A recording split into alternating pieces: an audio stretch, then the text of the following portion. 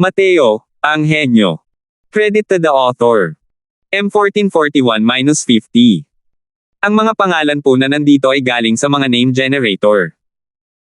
Kung meron man pagkakatulad sa mga pangalan ng tao o lugar at pangyayari, ito ay tunay na hindi sinasadya. Mayroong isang bagay na parang prutas, tahimik na nakalutang sa ibabaw ng isla, na naglalabas ng isang banal na aura. Iyan. Ang aura ni Dao. Iyan ang aura ni Heavenly Dao. Ano iyon? Ramdam ko rin yan. Napakalakas na aura ng Heavenly Dao. Pakiramdam ko ay bumalik ako sa sinapupunan ng aking ina. Napakamahiwaga. Bakit pakiramdam ko? Nasa harap ko lang ang Heavenly Dao. Nang makita ng lahat ang prutas na iyon, bawat isa sa kanila ay nagpakita ng walang kapantay na gulat na ekspresyon. Ramdam nila ang aura ng Heavenly Dao, pero hindi nila alam na may Dao fruit pala, ang ganitong uri ng bagay. Pero alam ni Mateo. Iyan ay isang Dao fruit. Ang Dao fruit ng Skyfoothel Celestial Deity. Hindi ko inaasahan na ako pala talaga ang nakahanap niyan. Medyo emosyonal na sabi ni Mateo. Prutas ng Dao. Ano iyon? Naguguluhan tanong ni Chen Bale. Ngumiti si Mateo at sinabing, lunukin mo ito at maaari kang maging Panginoon ng Skyfoothel World, maging isang pinakamahalagang nilalang. Maaari ka pang lumabas sa maliit na mundong ito at pumasok sa tunay na pangunahing mundo. Sus Mariosep. Huminga ng malalim ang lahat, nagulat sa mga sinabi ni Mateo. Bawat isa sa kanila ay nagpakita ng hindi kapani-pani, walang nagbabagang mga titig, medyo hindi na nila ito mapigilan. Kung gusto niyong lahat na mamatay, hindi ko rin kayo pipigilan. Malamig na sabi ni Mateo. Paano niya hindi malalaman ang iniisip ng mga taong ito? Kung sino man ang makarinig nito ay malamang na maantig din. Grand Elder, ano? Ano iyon? Tanong ng isang grotto profound martial artist. Walang pakialam na sinabi ni Mateo, napakahalagang kayamanan, sa tingin mo ba ay ganoon lang kadali itong makuha? Kung hindi ka naniniwala sa akin, subukan mo. Kung mayroon ka pang kaunting natitirang buto, puputulan ko ang ulo ko para sipin mo ng parang bola. Lumiit ang ulo ng taong iyon, at agad na nawala ang nag-init na liwanag sa kanyang mga mata. Hindi lang siya, ang mga salita ni Mateo ay parang isang palanggana ng malamig na tubig, na pumupuksa sa apoy ng lahat. Mateo, Myriad Longevity Heavenly Soul Stones. Sa nag-iisang islang iyon ay puno ng Myriad Longevity Heavenly Soul Stone. Medyo balis ang sabi ni Dustless. Nagliwanag ang mga mata ni Mateo, agad na labis na nasasabik. Nakakalat sa nag-iisang islang iyon ang pawang mga batong maputi-puti. Ang mga ito ay tiyak na Myriad Longevity Heavenly Soul Stones. Para sa kanya, ang Myriad Longevity Heavenly Soul Stone na ito ay mas mahalaga kaysa sa Skyfoothel Dao Fruit. Grand Elder, kung gayon. Ano ang dapat nating gawin ngayon? Hindi naman pwedeng ganito na lang tayo magtinginan, di ba? Sabi ni Mateo, sa kalagayan ko ngayon, hindi ako makakalusot. Ang panig na ito ay itinuturing pa ring ligtas. Mas mabuting hintayin mo muna akong makabawi ng lakas. Pagkatapos magsalita, umupo si Mateo nang nakakross ang mga paa at sinimulang pinuhin ang lakas ng gamot ng mga medicinal pills. Unti-unting lumipas ang oras, ang iba ay naging kabado at hindi mapakali. Ang kaakit-akit ng Dao fruit ay talagang napakalaki. Kahit na may taos pusong payo si Mateo, hindi na sila nakapagpigil pa. Bawat isa sa inyo, manatili sa inyong lugar para sa akin. Kung may sino man ang maglalakas loob na kumilos ng padalos-dalos ng walang maingat na pag-iisip, huwag ninyo akong sisihin sa pag-aaway at kawalan ng awa. Binabaan ni Baron ang kanyang boses at binalaan ang lahat. Tungkol sa kanyang mga kilos, patuloy pa rin itong inaalala ni Baron sa kanyang puso hanggang ngayon. Kaya naman, ayon sa mga salita ni Mateo, itinuring niya itong isang utos ng imperyo na dapat niyang sundin ngayon.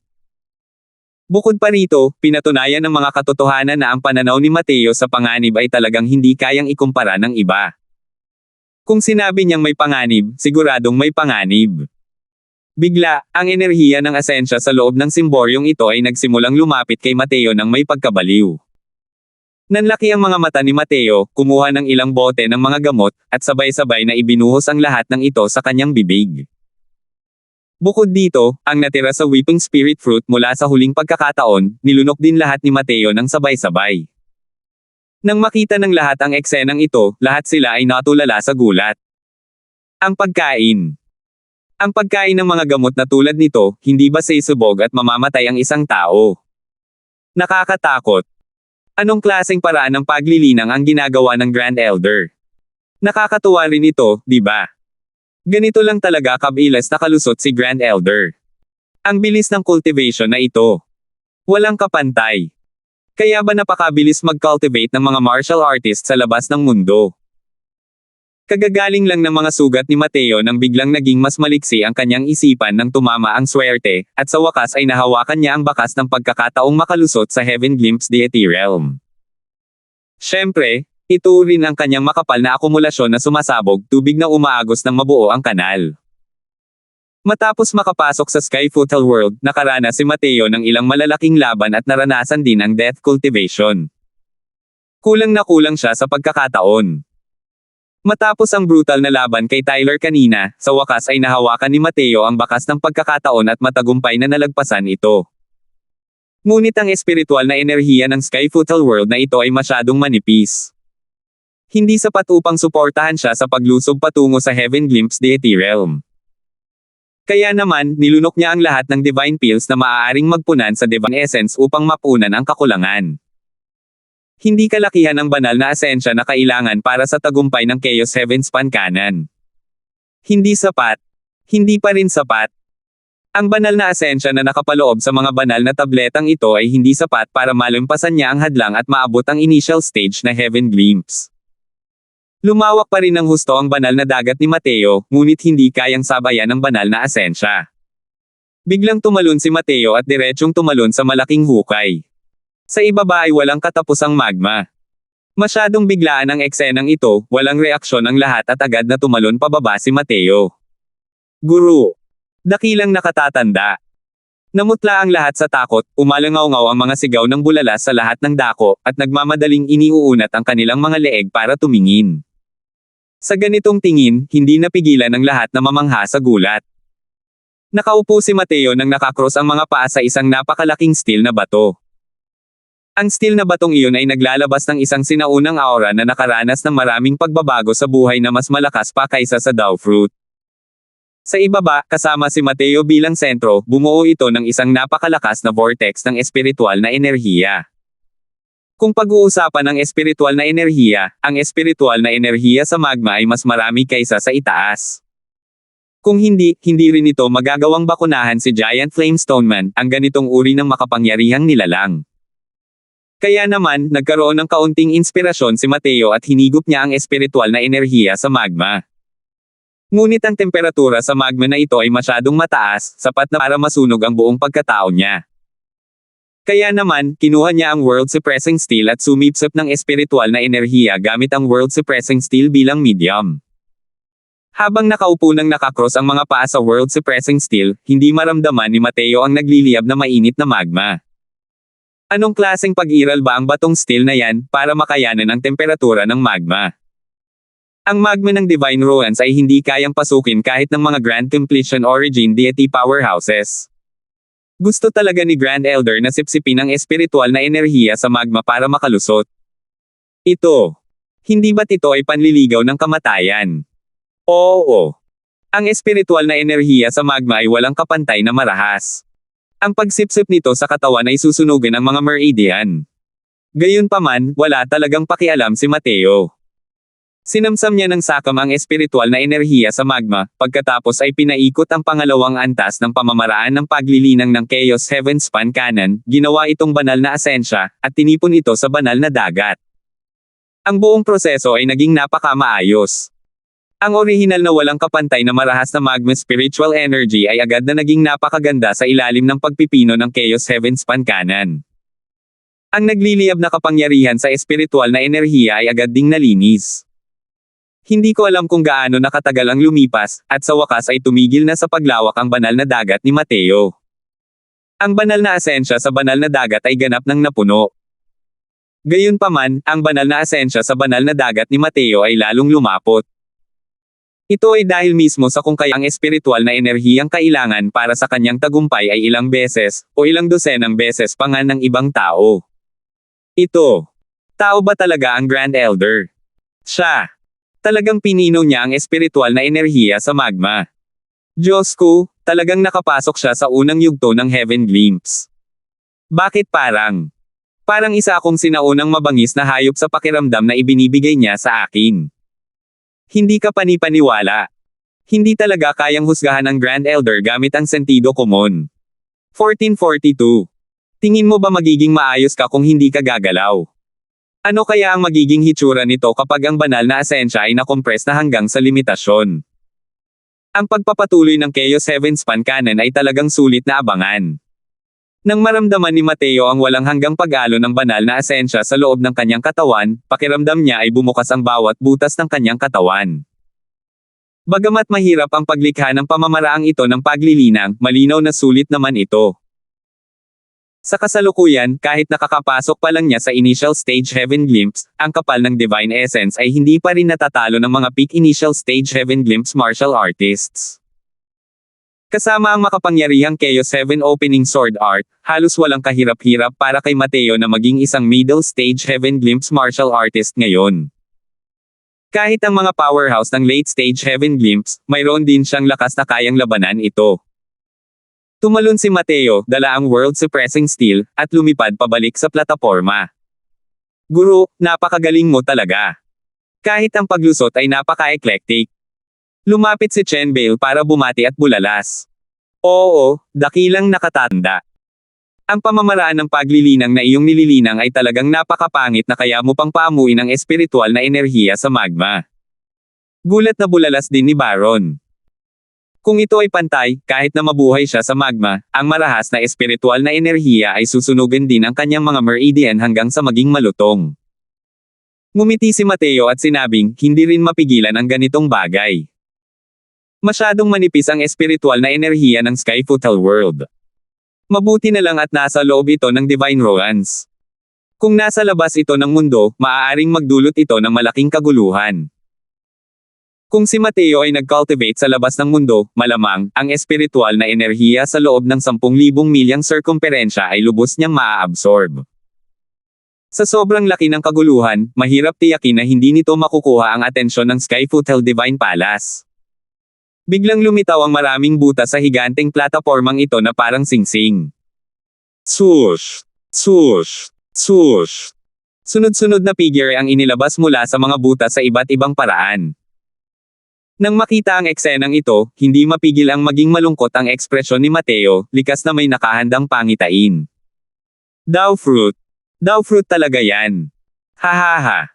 Nakuha ko yan ng walang kahirap-hirap. Talagang nakuha ko yan ng walang kahirap-hirap.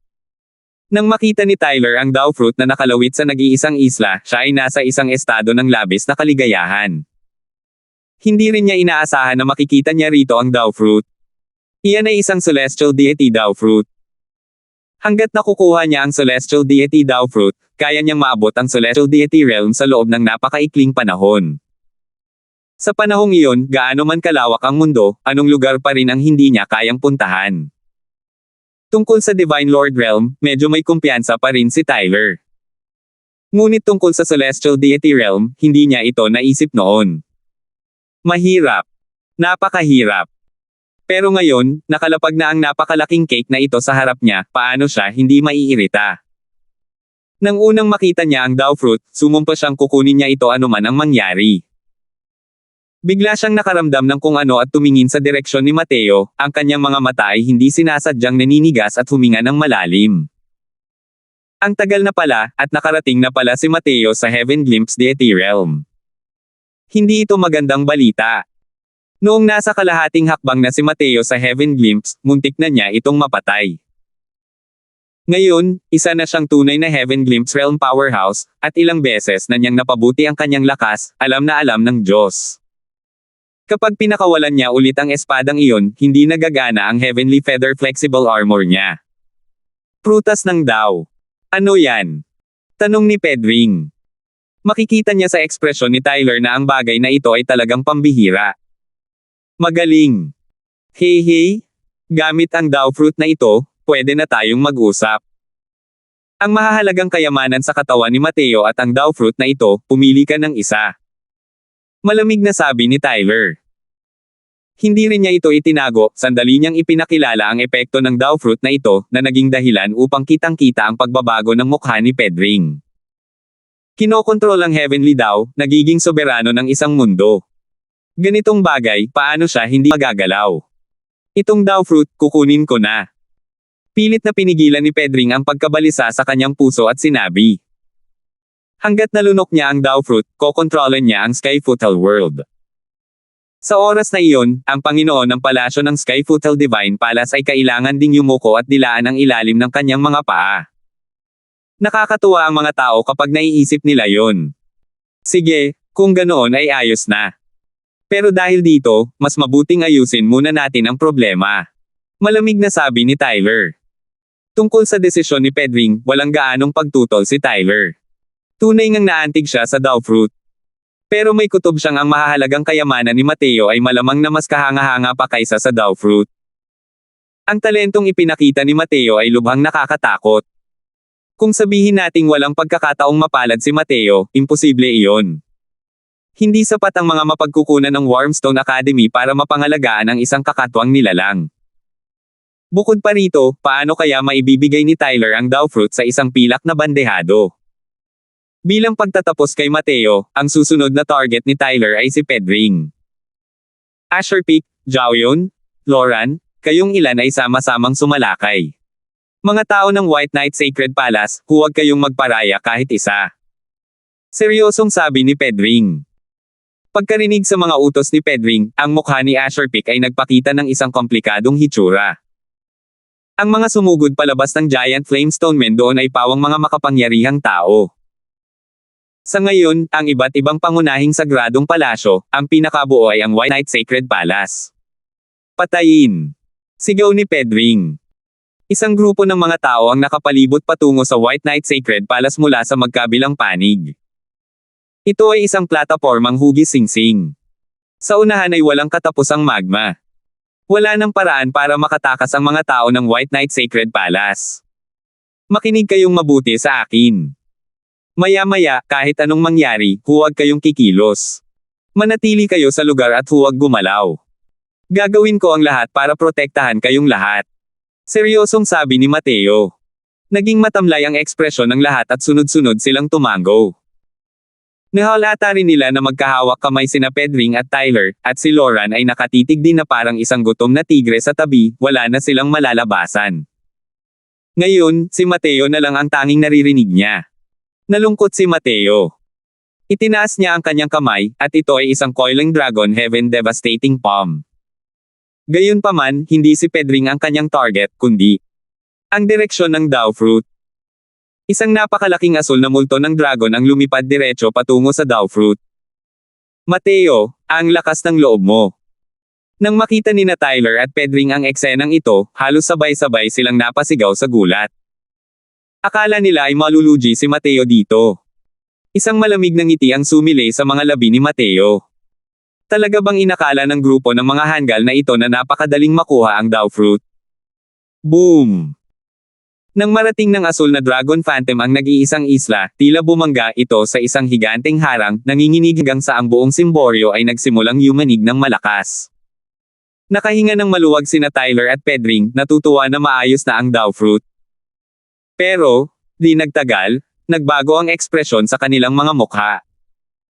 Lumitaw pataas ang mga sinag ng mahinang dilaw na liwanag, at mabilis na napuno ang buong simboryo. Boom! Isang maputlang dilaw na bola ng liwanag ang biglang namuo at nabuo, bumaril diretso sa isang elder ng Heaven Glimpse Deity Realm. Arg! Isang matinis na sigaw ang pinakawalan ng matandang iyon at agad siyang nalipad. Pagkatapos noon, ang buong pagkatao niya ay naging parang ball ang apoy at nagsimulang magliyab. Pinagpawisan ng malamig ang lahat dahil sa eksenang ito. Tumayo kayong lahat at huwag gumalaw. Sinimulan ng molditang lalaking ito ang Grand Array. Ngayon lang, lahat tayo ay nahulog sa Grand Array. Nagngalit si Pedring sa kanyang mga ngipin sa puot at sinabi. Ang napakalaking hanay na ito ay napakalakas. Ang isang elder ng Heaven Glimpse Realm ay nakatagal lamang ng ilang beses at naging isang ulap ng lumilipad na abo. Tiningnan ni Mateo ang eksenang ito at sinabi ng may malamig na ngiti, sa tingin mo ba ayos ka lang kung hindi ka kikilos? Hindi pa humihina ang boses niya nang isa na namang bolang liwanag ang biglang namuo at muling umugong patungo sa isa pang elder ng Heaven Glimpse Realm. 1443. Hindi man lang nagulat ang resulta. Pati ang matandang iyon ay nasunog din. Sumisirit. Isa na namang bolang apoy ang namuo at nabuo. Ang target lang sa pagkakataong ito ay isang grotto profound martial artist sa tabi ni Mateo. Nang makita ang eksenang ito, ang mukha ni Tyler ay nagpakita ng matinding tuwa. Bagamat hindi si Mateo ang tina-target ng bolang apoy na ito, masaya rin siya dahil sa malaking pinsalang natamo ng kanilang panig. Hindi ba't may ginawa kang mga bagay na hindi naman kailangan? Niloko mo ang sarili mong mga tao, di ba? Nang makitang papalapit ang bolang apoy, ang martial artist na grotto profound ay agad na nabasa ng pawis. Akmang aalis na sana siya at tatakbo nang may marinig siyang boses sa tabi ng kanyang tainga. Huwag kang lumaban, dadalhin kita sa ligtas na lugar. Ang tinig na ito ay parang isang makalangit na himig, walang kapantay na kahanga-hanga. Naramdaman na lamang niya ang isang panlalabo sa harap ng kanyang mga mata at isang figure ang humila na sa kanya at nakatakas patungo sa dilaw na liwanag. Sa ginawa ni Mateo, tila natapakan niya ang isang landmine na nagdulot ng mas maraming bolang apoy na sumunod sa kanilang mga buntot. Hahaha, hindi ka mamamatay kung hindi ka naghanap ng gulo. Mateo, tingnan mo nga kung paano ka makakatakas. Tumawa ng malakas si Tyler nang may pananabik. Pero hindi ito pinansin ni Mateo, dinala niya ang taong iyon at nag-teleport, at diretsyong sumugod sa bolang apoy na iyon. Nang makita ng grotto profound martial artist na iyon ang bolang apoy na dumaan sa kanyang pisngi, nanindigan ang lahat ng balahibo sa kanyang katawan. Naramdaman niya na lang na nabasa ang kanyang puwitan. Sa totoo lang, natakot siya hanggang sa umihi siya. Sa oras na ito, pinapanood ng lahat ang kilos ni Mateo. Ang mahimalang bagay ay nang magpalipat-lipat siya sa pagitan ng mga bolang apoy, wala ni isang bolang apoy ang dumampi sa kanya. Ang ngiti ni Tyler ay lalong tumigas, at sa wakas ay nanlamig ang kanyang mukha. Parang hangin ang galaw ni Mateo, pabago-bago nang hindi niya alam kung ilang posisyon ang kanyang ginagawa. Bigla na lang, isang malabong pakiramdam ang naramdaman ng grotto profound martial artist na iyon sa harap ng kanyang mga mata. Lahat ng bolang apoy ay naglaho ng walang bakas. Manatili ka rito at huwag kang gagalaw. Kung hindi, hindi ka rin may iligtas ng isang immortal. Seryosong sabi ni Mateo. Oo. Tumango lang ng walang emosyon ang grotto profound martial artist na iyon, saka lang niya napagtanto. Ngayon lang, dinala siya ni Mateo na parang sumasayaw sa talim ng kutsilyo. Ang sarap talaga ng lasang iyon. 4 na hakbang ang layo, magdagdag ng 3 hakbang. Sa loob ng dagat ng kamalayan ni Mateo, mabilis na ipinapaliwanag sa kanya ni Dustless ang mga galaw ng paa. Ang napakalaking hanay na ito ay walang kapantay ang lalim. Malamang na personal itong inayos ng celestial deity Skyfoothal. Sa kasalukuyang kaharian ni Mateo, natural na imposibleng masira ito. Pero, kasama pa rin niya si Dustless, ang senior na ito na may malawak na karanasan. Sa sandaling gumana ang malaking hanay na ito, nakilala niya ang porma sayo ng hanay na ito. Ang array formation na ito ay tinatawag na Flame Wandering Universe Grand Array of the Eight Desolates. Ito ay isang 5-star Divine Dao Grand Array, at ang kapangyarihan nito ay walang hanggan. Ngunit ang malaking hanay sa harap niya ay malinaw na mas mababa sa 10,000 bahagi ng tuktok nito. Kung hindi, matagal nang namatay ang mga taong ito sa harap. Sa sandaling makita ni Mateo ang iba pa, alam na niya kung ano ang mangyari. Malamang isa itong tukana na inayos ng celestial deity Skyfoothal, na gustong palitan ang patuloy na humihinang Dao fruit ng sariwang dugo ng mga powerhouse ng deity realm. Kaya naman, iyon ang dahilan kung bakit lahat ng tao ay dadalhin dito. Hindi nagtagal, bumalik si Mateo sa kanyang orihinal na posisyon, hinawakan si Chen Bale at direktang lumipad palayo. Ginawa rin niya ito, pinapunta ang lahat ng tao ng White Knight Sacred Palace sa isang ligtas na lugar. Ang mga ekspresyon ni Tyler at Pedring ay sukdulan na pangit. Ang malaking hanay na ito ay napakalakas, ngunit tanging si Mateo lamang ang malayang makakalabas at makakalabas. Hindi ito magandang balita. Tumingin si Pedring kay Tyler at malamig na sinabi, wala pa rin kayong naiisip na paraan, mamamatay tayong lahat dito. Hindi ba't kayong lahat ay makapangyarihan, mga tagalabas? Bakit kayo walang silbi? Nagngangalit sa galit si Tyler at sinabi sa malalim na boses, "Sinabi ko na sa iyo noon pa, may mga mahahalagang kayamanan ang batang ito. Napakataas ng ranggo ng array formation na ito. Kung hindi nabawasan ng malaki ang kapangyarihan nito, matagal na sana tayong namatay." Malamig na sumangot si Pedring at sinabing, "Hindi nito binabago ang katotohanang wala ka ring silbi." Galit na sabi ni Tyler, "Kung mayroon kang silbi, iyan mo ang pormasayon para makita ko." Kasalukuyang nagtatalo ang dalawang tao nang may dalawang bolang apoy na lumipad patungo sa kanila. Nagbago ang ekspresyon ng dalawang tao, sabay na umatake ng walang pakundangan. Boom! Boom! Ang dalawang bolang apoy na iyon ay direktang nolipol. Gayunpaman, ang kanilang mga mukha ay walang kahit kaunting ekspresyon ng kagalakan. Dahil ang ganitong uri ng pag-atake ay kumukonsumo ng labis na banal na asensya. Kaya nilang harangan ang isa, dalawa, pero kapag na-activate na ang Grand Array, hindi na ito titigil. Ilan kaya ang kaya nilang harangan? Hey! Ang lakas naman! Pagkatapos kong makuha ang Dao Fruit, babalik ako para makipag-ayos sa inyo ulit. Tiningnan ni Mateo ang eksenang ito at sinabing may malamig na tawa. Pagkatapos magsalita, gumalaw ang kanyang katawan, at tuluyang tumungo sa direksyon ng Dao Fruit. Nanginig ang buong katawan ni Tyler, ang kanyang mga titig ay puno ng pag-aatubili.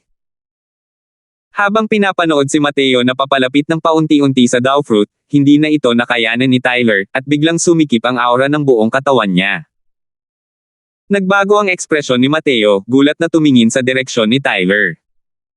"Mateo, pinilit mo ako. Ngayon, siguradong papatayin kita. Gusto mo bang makuha ang Dao Fruit? Mangarap ka." Malakas na sigaw ni Tyler. May karagdagang bagay na parang ice cube ang kamay niya. Isang malakas na alon ng espiritual na enerhiya ang agad na kumalat sa buong simboryo. Ito ay 10,000 Year Mystic Crystal. Ang maliit na piraso ng 10,000 Year Mystic Crystal ay sapat na para makalusot siya sa Origin Deity Realm. Ang lalaking ito ay mayroon pa ring ganoong bagay sa kanyang mga kamay. Gulat na sabi ni Dustless. Boom! Lubusang lumabas ang aura ni Tyler. Isang matinding presyon ang agad na bumalot sa buong lugar. Malapit na siyang makarating sa Origin Deity Realm. Matagal ko nang pinipigilan ang aking kaharian para maintindihan ang Sword Dao. Ngayon, para sa iyong kapakanan, tatahak ako sa Origin Deity Realm. Maipagmamalaki mo ito. Tumawa ng nakakatakot si Tyler, sabay lunok ng 10,000 Year Mystic Crystal. Nagbago ang ekspresyon ni Mateo. Bumilis ang kanyang mga paa, mabilis na lumapit sa Dao Fruit. Ang aura ni Tyler ay nasa gitna ng matinding pagtaas. Sa wakas, kumilos siya at dumiretso sa malaking hanay. Swoosh! Isang bolang apoy ang direktang tumama kay Tyler.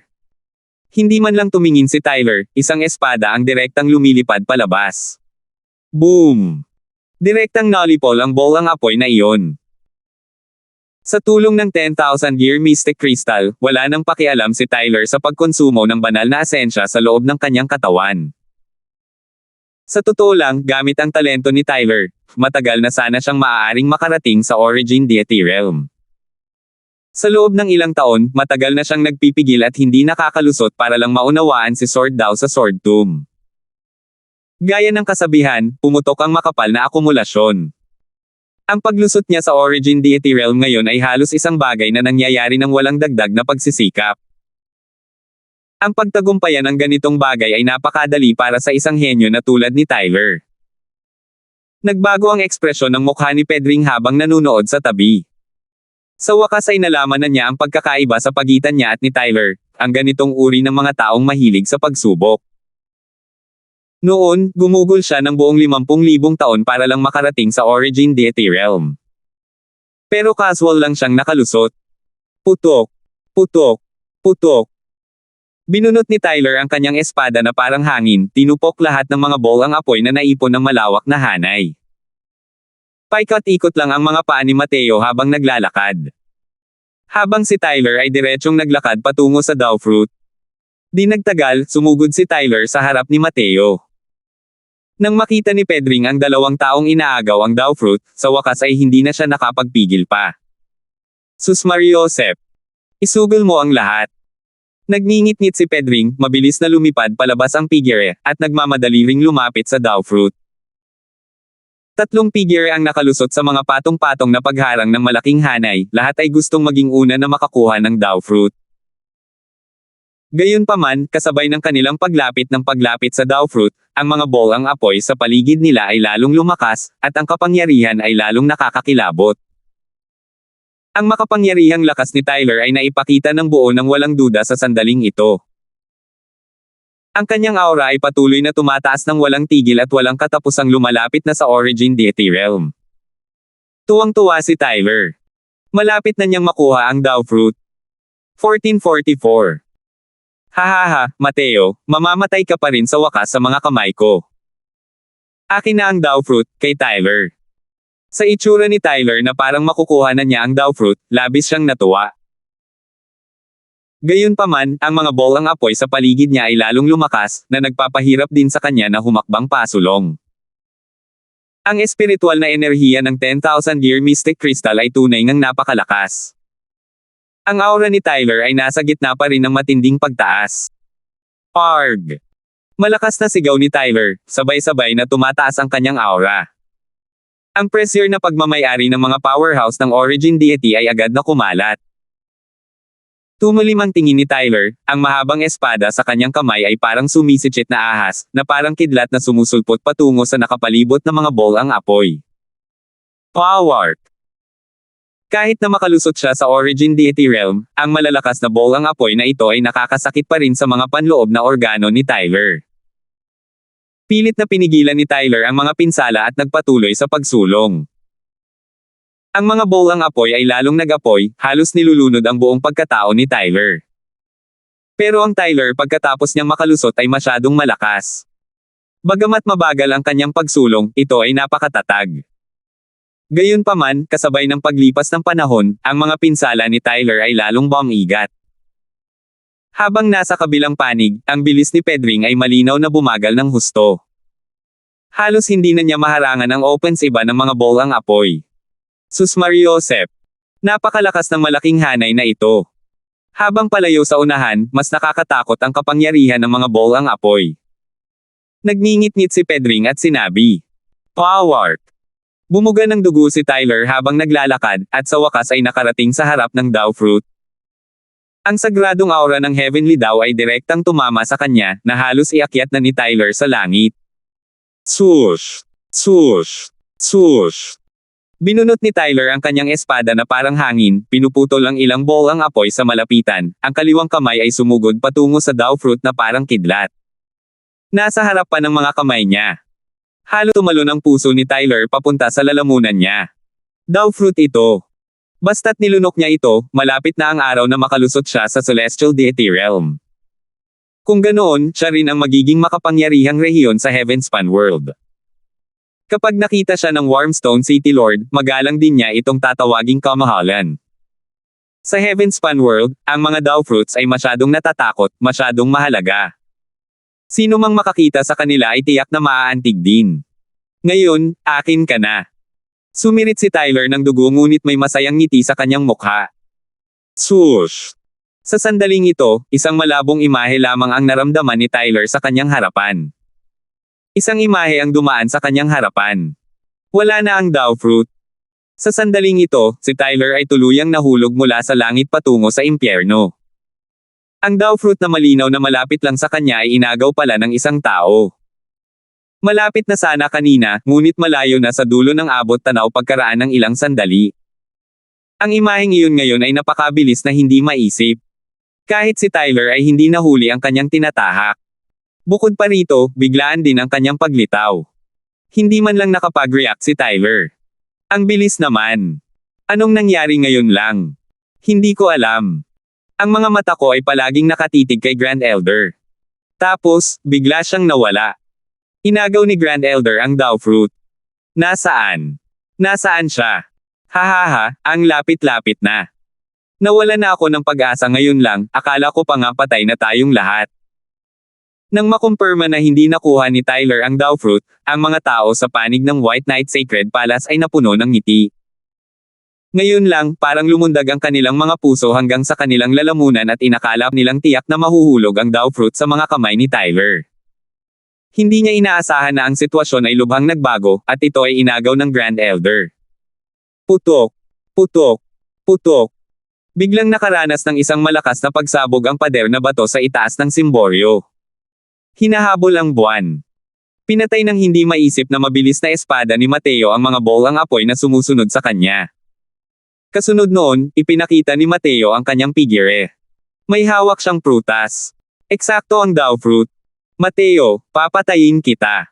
Hindi tayo maaaring mabuhay sa iisang langit. Habang hinahawakan ni Tyler ang mga bolang apoy, galit na galit niyang sinunggaban si Mateo. Isang pato na nakuha niya ay lumipad palayo, maiisip ang galit ni Tyler sa oras na ito. Hindi niya alam kung bakit ang bilis ni Mateo ngayon. Malinaw na napakalayo pa rin niya sa Dao fruit, pero inagaw niya ang Dao fruit na parang nagte-teleport. Sa pag-agaw ng pagkain mula sa panga ng tigre, hindi agad nakareact ang lahat. Masyadong biglaan ang pangyayaring ito, masyadong hindi inaasahan. Hanggang ngayon, marami pa ring tao ang nasa gitna ng pagkabigla. Lumapag muli si Mateo sa ligtas na lugar ng oras na ito at sinabi sa Tyler na abala, mauna ka nang makipag-ugnayan, hahanapin kita para mag-ayos maya-maya. Kailangan talagang maayos ang alitan nating dalawa. Pagkatapos magsalita, mabilis na nagbago ang anyo ni Mateo, at muling nag-teleport. Hindi nagtagal, lumitaw si Mateo sa tabi ni Chen Bale, iniabot ang Dao fruit sa kanya, at sinabing, kainin mo. Tila hindi makapaniwala si Chen Bale. Pagkatapos ay umiling na parang tambol at sinabing, hindi maaari. Napakahalagang bagay, guro, nakuha mo lang ito matapos makatakas sa panganib ng napakaliit. Paano mo ito maibibigay sa akin? Ang pagkain ng Dao fruit na ito ay nangangahulugan na kaya ng isang tao na kontrolin ang isang mundo. Ibinigay ba talaga ito sa kanya ni Mateo ng basta-basta? Alam na ni Chen Bale ang mga panganib sa eksenang iyon kanina. Bagamat hindi niya malinaw na nakita ang mga galaw ni Mateo, ang malalakas na pagsabog na nagmumula sa itaas ay nagpapahiwatig na tiyak na pinaandar ni Mateo ang malaking hanay.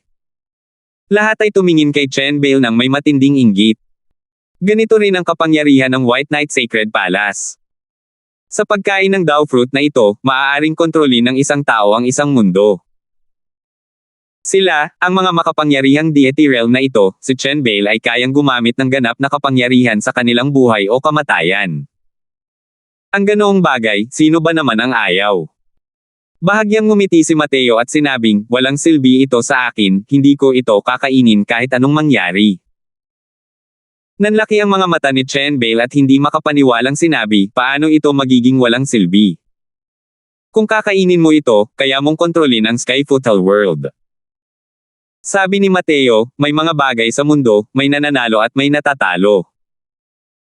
Kahit maganda ang Dao fruit, basta't kakainin ito, tuluyan nilang mabubure ang kanilang talento, ang kahirapan sa paglilinang ay magiging 1,000 beses, 10,000 beses na mas mahirap kaysa sa mga ordinaryong tao. Kung walang aksidente, titigil lang sila sa Celestial Deity Realm sa buhay na ito. Maliban na lang. Makakatagpo sila ng isang mas kamangha-manghang Dao fruit. Ang isang taong makakatagpo ng isang Dao fruit sa buong buhay niya ay isa ng tadhana na sumusuway sa langit. Ang makatagpo ng pangalawa. Wala talagang posibilidad. Napakalaki ng ambisyon ni Mateo. Wala siyang pakialam sa Celestial Deity Realm. Kaya naman, ang Dao fruit na ito ay isang kayamanang hindi kayang abutin ng langit para sa iba, ngunit wala itong halaga para sa kanya. Hindi itinago ni Mateo ang kanyang boses. Si Tyler na kasalukuyang nasa isang mabangis na labanan gamit ang mga bolang apoy ay halos sa mukha ng isang subo ng dugo. Tumigil ka na nga, maayos naman ang paggamit ng dalawang salitang ito. Kahit sa Celestial Deity Realm sa Heavenspan World, isa lang ang maaaring ipanganak sa daan-daang milyong martial artist. Napakamapanghamak talaga ng lalaking ito. Kaya, kailangan mo ring mag-isip ng malinaw. Kung kakainin mo ang Dao fruit na ito, hindi mo na kailanman magagawang malampasan ang Celestial Deity Realm sa buhay na ito. Siyempre, maaaring hindi mo maintindihan ang kahalagahan ng Celestial Deity Realm. Ang Celestial Deity Realm, kahit sa malawak na mundo sa labas, ay maituturing ding isang tunay na powerhouse, malamig na sabi ni Mateo. Sa tabi niya, matagal nang naging napakahirap ng paghinga ni Moyan. Nang makitang tulala pa rin si Chenbale, hindi niya napigil ang sabihin, "Hanggal na bata, ano pa ang hinihintay mo?" Isa itong napakalaking swerteng pagkakataon na ipinagkaloob sa iyo ng kanyang kamahalan. Hindi mo ba nakita kung gaano kagusto ng nanghihimasok na iyon na makuha ang Dao Fruit na ito? Biglang nagising si Chenbale, matamang nakatingin kay Mateo, at direktang lumuhod. Dong dong dong. Binigyan ni Chenbale ng 3 malalim na kautaw si Mateo. Biyaya ng Panginoon, tiyak na babayaran ko ito pagkatapos kong makapasok sa Celestial Deity Realm. Matatag na sabi ni Chenbale. 1445. Sa gitna ng mga titig ng lahat, dahan-daw ang kinain ni Chenbale ang Dao Fruit. Nilunok nilang lahat ang kanilang mga laway, sabik na nakatitig kay Chenbale, ang kanilang mga mata ay puno ng inggit. Nang inig ang buong katawan ni Chenbale, unti-unting naglalaho ang liwanag sa kanyang mga mata. Isang malagatas na puting ilaw ang bumalot sa kanya. Para bang isang fetus na bumalik sa katawan ng kanyang ina si Chenbale, nakakulot sa liwanag ng screen, at nakatulog. Isang walang hanggang aura ng dakilang daw ang unti-unting kumalat. Ugong. Nagsimulang manginig ang buong Divine Ruins, habang ang simboryo na ito ay nagsimulang gumuho, at ang mga durog na bato ay sunod-sunod na nahuhulog. Putok. Putok. Putok. Ang Flame Wandering Universe Grand Array of the 8 Desolates ay nagsimulang gumuho. Ang mga bolang apoy na nakakalat sa lahat ng dako ay unti-unting naglaho. Hahaha. Mateo, gusto kong makita kung sino pa ang makakapagligtas sa iyo ngayon. Nang lubos na nabawasan ang presyon, si Tyler ay nagpakawala ng isang malayang tawa. Pinahihirapan siya ng napakalaking hanay na ito hanggang sa muntik na siyang mabaliw. Ngayon lang, para maagaw ang Dao Fruit, nagdagdag pa siya ng mga pinsala sa ibabaw ng kanyang mga pinsala. Samantala sa kabilang panig, si Pedring ay mas miserable pa kaysa sa kanya. Mula ulo hanggang paa, maaaring gamitin ang pariralang puno ng libu-libong salita para ilarawan si Pedring.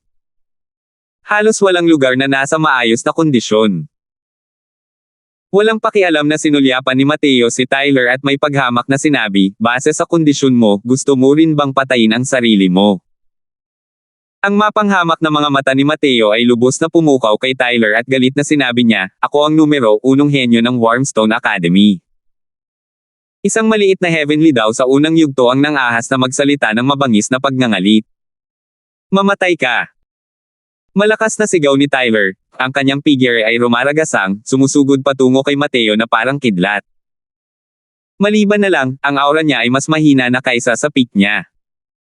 Malamig na tumawa si Mateo. Umugoy ang kanyang katawan at naglaho sa kinaroroonan niya. Boom! Boom! Ang dalawang tao ay naging dalawang multo, nagpalitan ng ilang bala na parang kidlat. Pantay na tugma. Ang mga panloob na organo ni Tyler ay nagtamo ng malubhang pinsala, bukod pa sa pagsugpo ng Heavenly Daw, ang kanyang kasalukuyang lakas ay mas malala pa kaysa bago siya nakalusot. Sa paghabol kay Moon sa galaw na ito, ang diin nito ay ang pag-iisa ng tao at espada, pagsira sa isang matibay na dike na may butas ng langgam, na ang bilis ay napakabilis. Sumugod si Mateo gamit ang buong lakas, ang lakas na agad niyang ginamit ay hindi mas malala kaysa kay Tyler. Sa ilalim ng ganitong kakaibang kalagayan, ang lakas ng dalawang tao ay umabot sa kakaibang balanse. Ang dalawa ay mga taong may napakalakas na lakas sa pakikipaglaban. Ang paligsahang ito na magkatugma ang lakas ay gumuulat ng mabilis hanggang sa ang simboryo ay gumuho, at ang mga kalat ay nagkalat kung saan-saan. Pedring, patayin mo ang batang yan. Kung hindi, kapag pinino niya ang Dao Fruit, mamamatay ka hanggang sa wala nang matitira kahit latak. Sa gitna ng mabangis na labanan, umalangaw-ngaw ang ungol ni Tyler.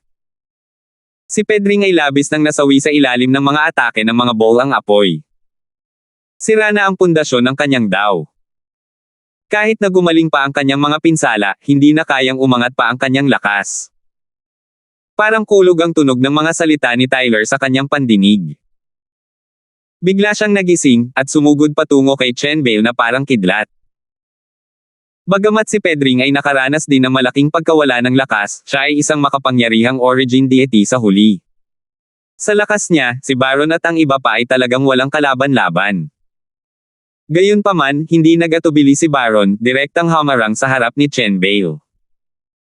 Mayroon na siyang determinasyon na mamatay at kailangan niyang pigilan ang atake ni Pedring.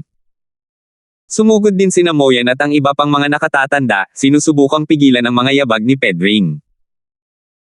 Nagngingit-ngit si Pedring, hindi pinansin ang mga pinsala sa kanyang katawan, at pinakawalan ang lahat ng kanyang natitirang banal na asensya. Grand Luoboro Opam. Malakas na sigaw ni Pedring. Isang nakakatakot na aura ang kumawala, dahilan para biglang magbago ang mga mukha ni Baron at ng iba pa. Dahil sa kasalukuyang mga pinsala ni Pedring, kung gusto nilang makatakas, magagawa nila ito. Pero nasa likuran niya si Chen Bale. Protektahan ng Panginoon ng palasyo hanggang kamatayan. Samahan ninyo akong sumalakay. Nagngingit-ngit si Baron at sinabi. Oo. Hindi umatras ang lahat, bawat isa ay gumamit ng iba't ibang paraan, sinalubong ang nakakatakot na puwersa ng mga palad. Malamig na tumawa si Pedring at sinabing, isang grupo ng mga bulag at pabaya na nilalang. Dahil lahat kayo ay naghahanap ng kamatayan, ipapadala kayong lahat ng banal na opisyal na ito sa kanlurang paraiso. Pagkatapos magsalita, ginamit ni Pedring ang kanyang palad.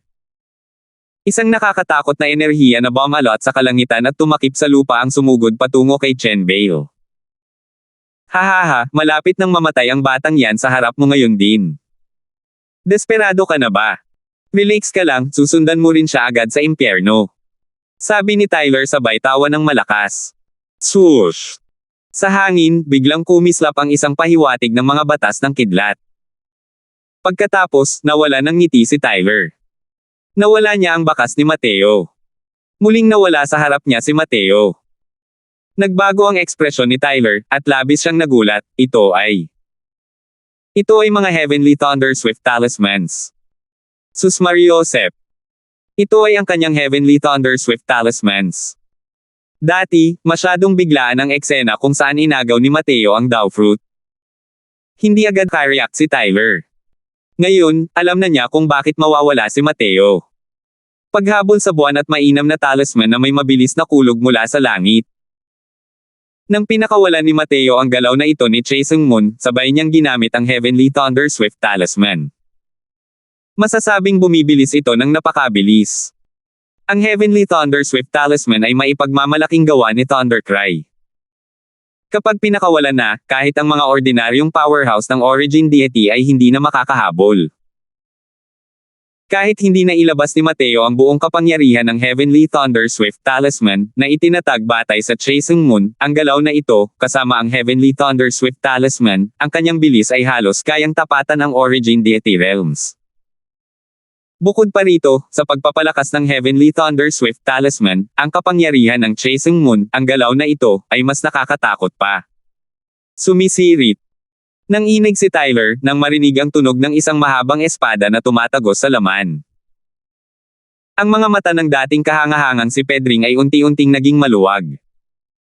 Ang nakakatakot na palad na iyon ay direktang naglaho ng walang bakas. Si Baron at ang iba pa na tila kakaharapin ang isang malaking kalaban ay biglang nakaramdam ng paghina ng presyon sa kanilang mga katawan. Pagkatapos, nakita nila si Pedring na nanghihina na bumagsak sa harap nila. Pedring, patay na. Ang buong proseso ay isang iglap lamang. Walang reaksyon ang lahat. Nang tumugon sila rito, patay na si Pedring. Swoosh! Gayunpaman, nagpatuloy pa rin ang bangungot. Nanginig muli si Tyler. Agad siyang inamoy ng kamatayan. Gamit ang kanyang lakas, isang imahe lamang ng kawalan ang nakita niya na sumugod patungo sa kanya. Clank! Sa kanyang pagmamadali, likas na naglabas si Tyler ng isang hiwa. Nakaramdam na lamang si Tyler ng isang napakalaking puwersa na dumaloy. Hindi na mapigilan ang mga pinsalang dati pinipigilan, isang subo ng sariwang dugo ang mabilis na lumabas, at ang kanyang katawan ay lumipad pa atras. Hindi pa tapos. Muli. Ang malamig na boses ni Mateo ay parang isang anting-anting na nagpapabilis ng kamatayan, na naririnig sa pandinig ni Tyler. Naramdaman ni Tyler ang pangangilig ng kanyang anit.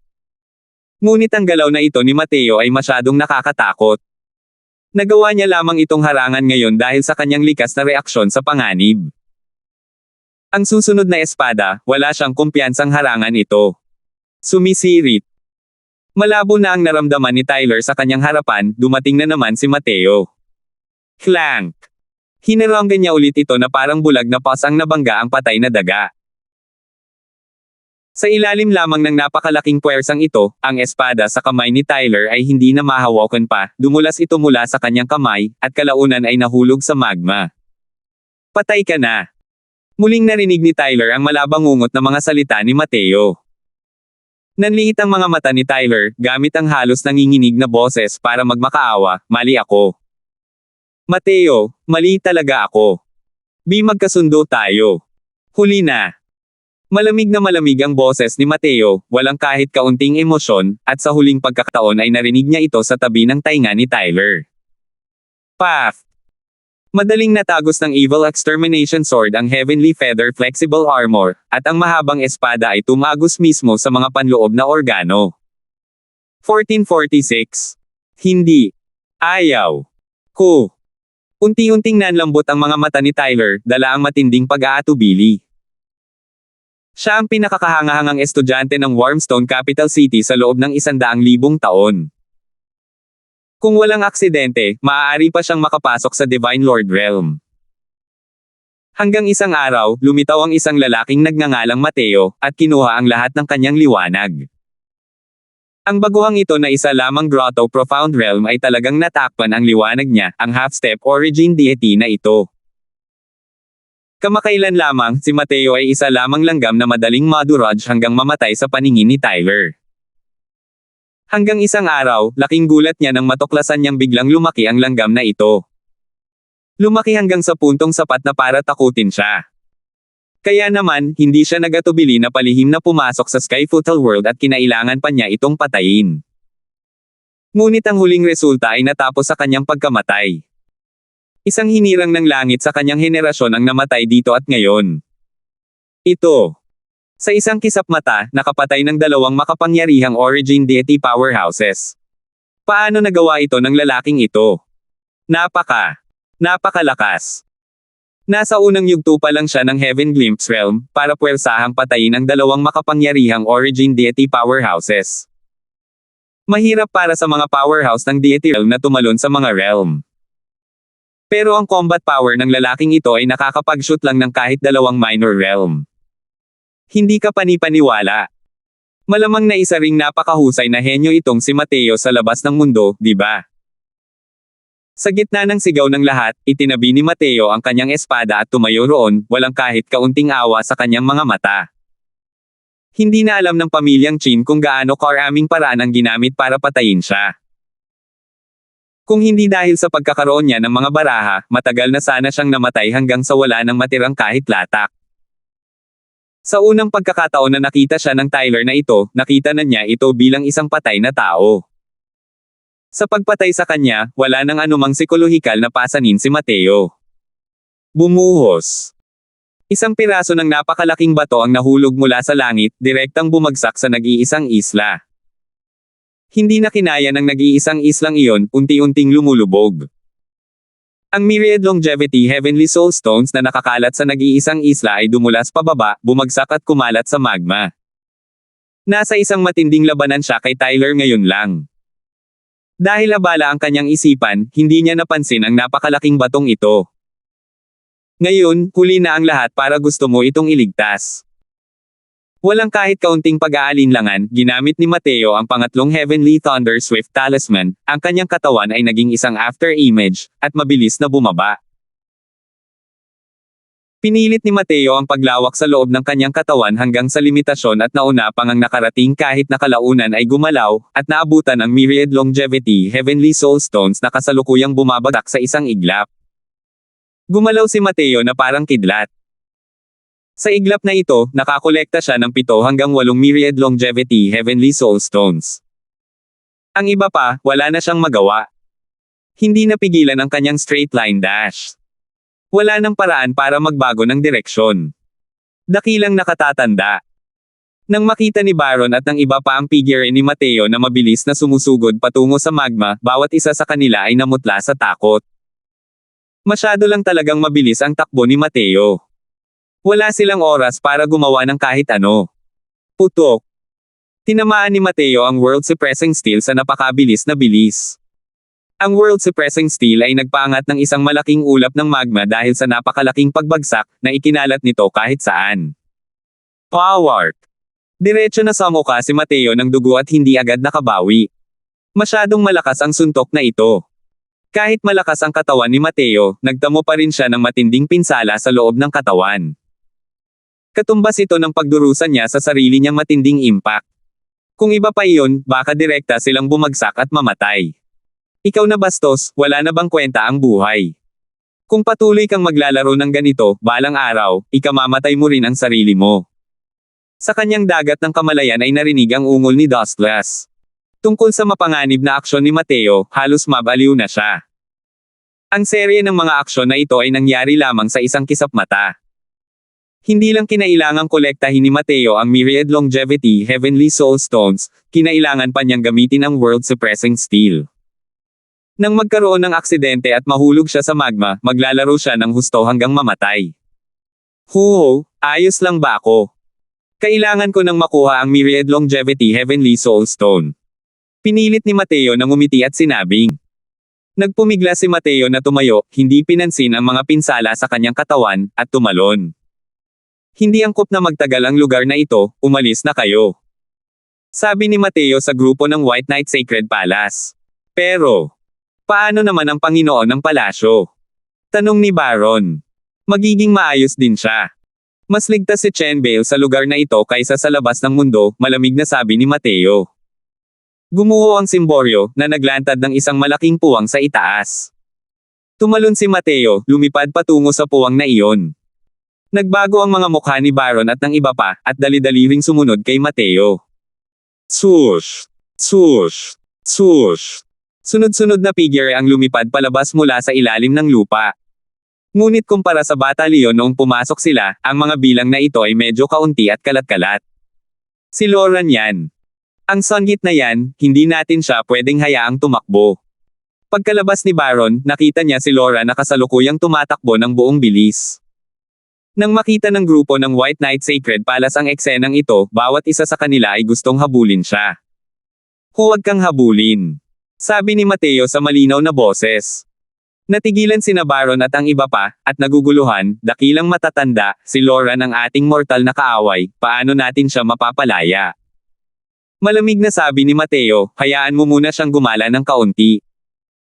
Kapag umalis na si Chen Bale sa kanyang pag-iisa, natural lang na aalis siya at kikitil ng buhay ng kanyang aso. Biglang kumunot ang noo ni Mateo at sinabi niya sa seryosong boses, bilasan mo ang paalis.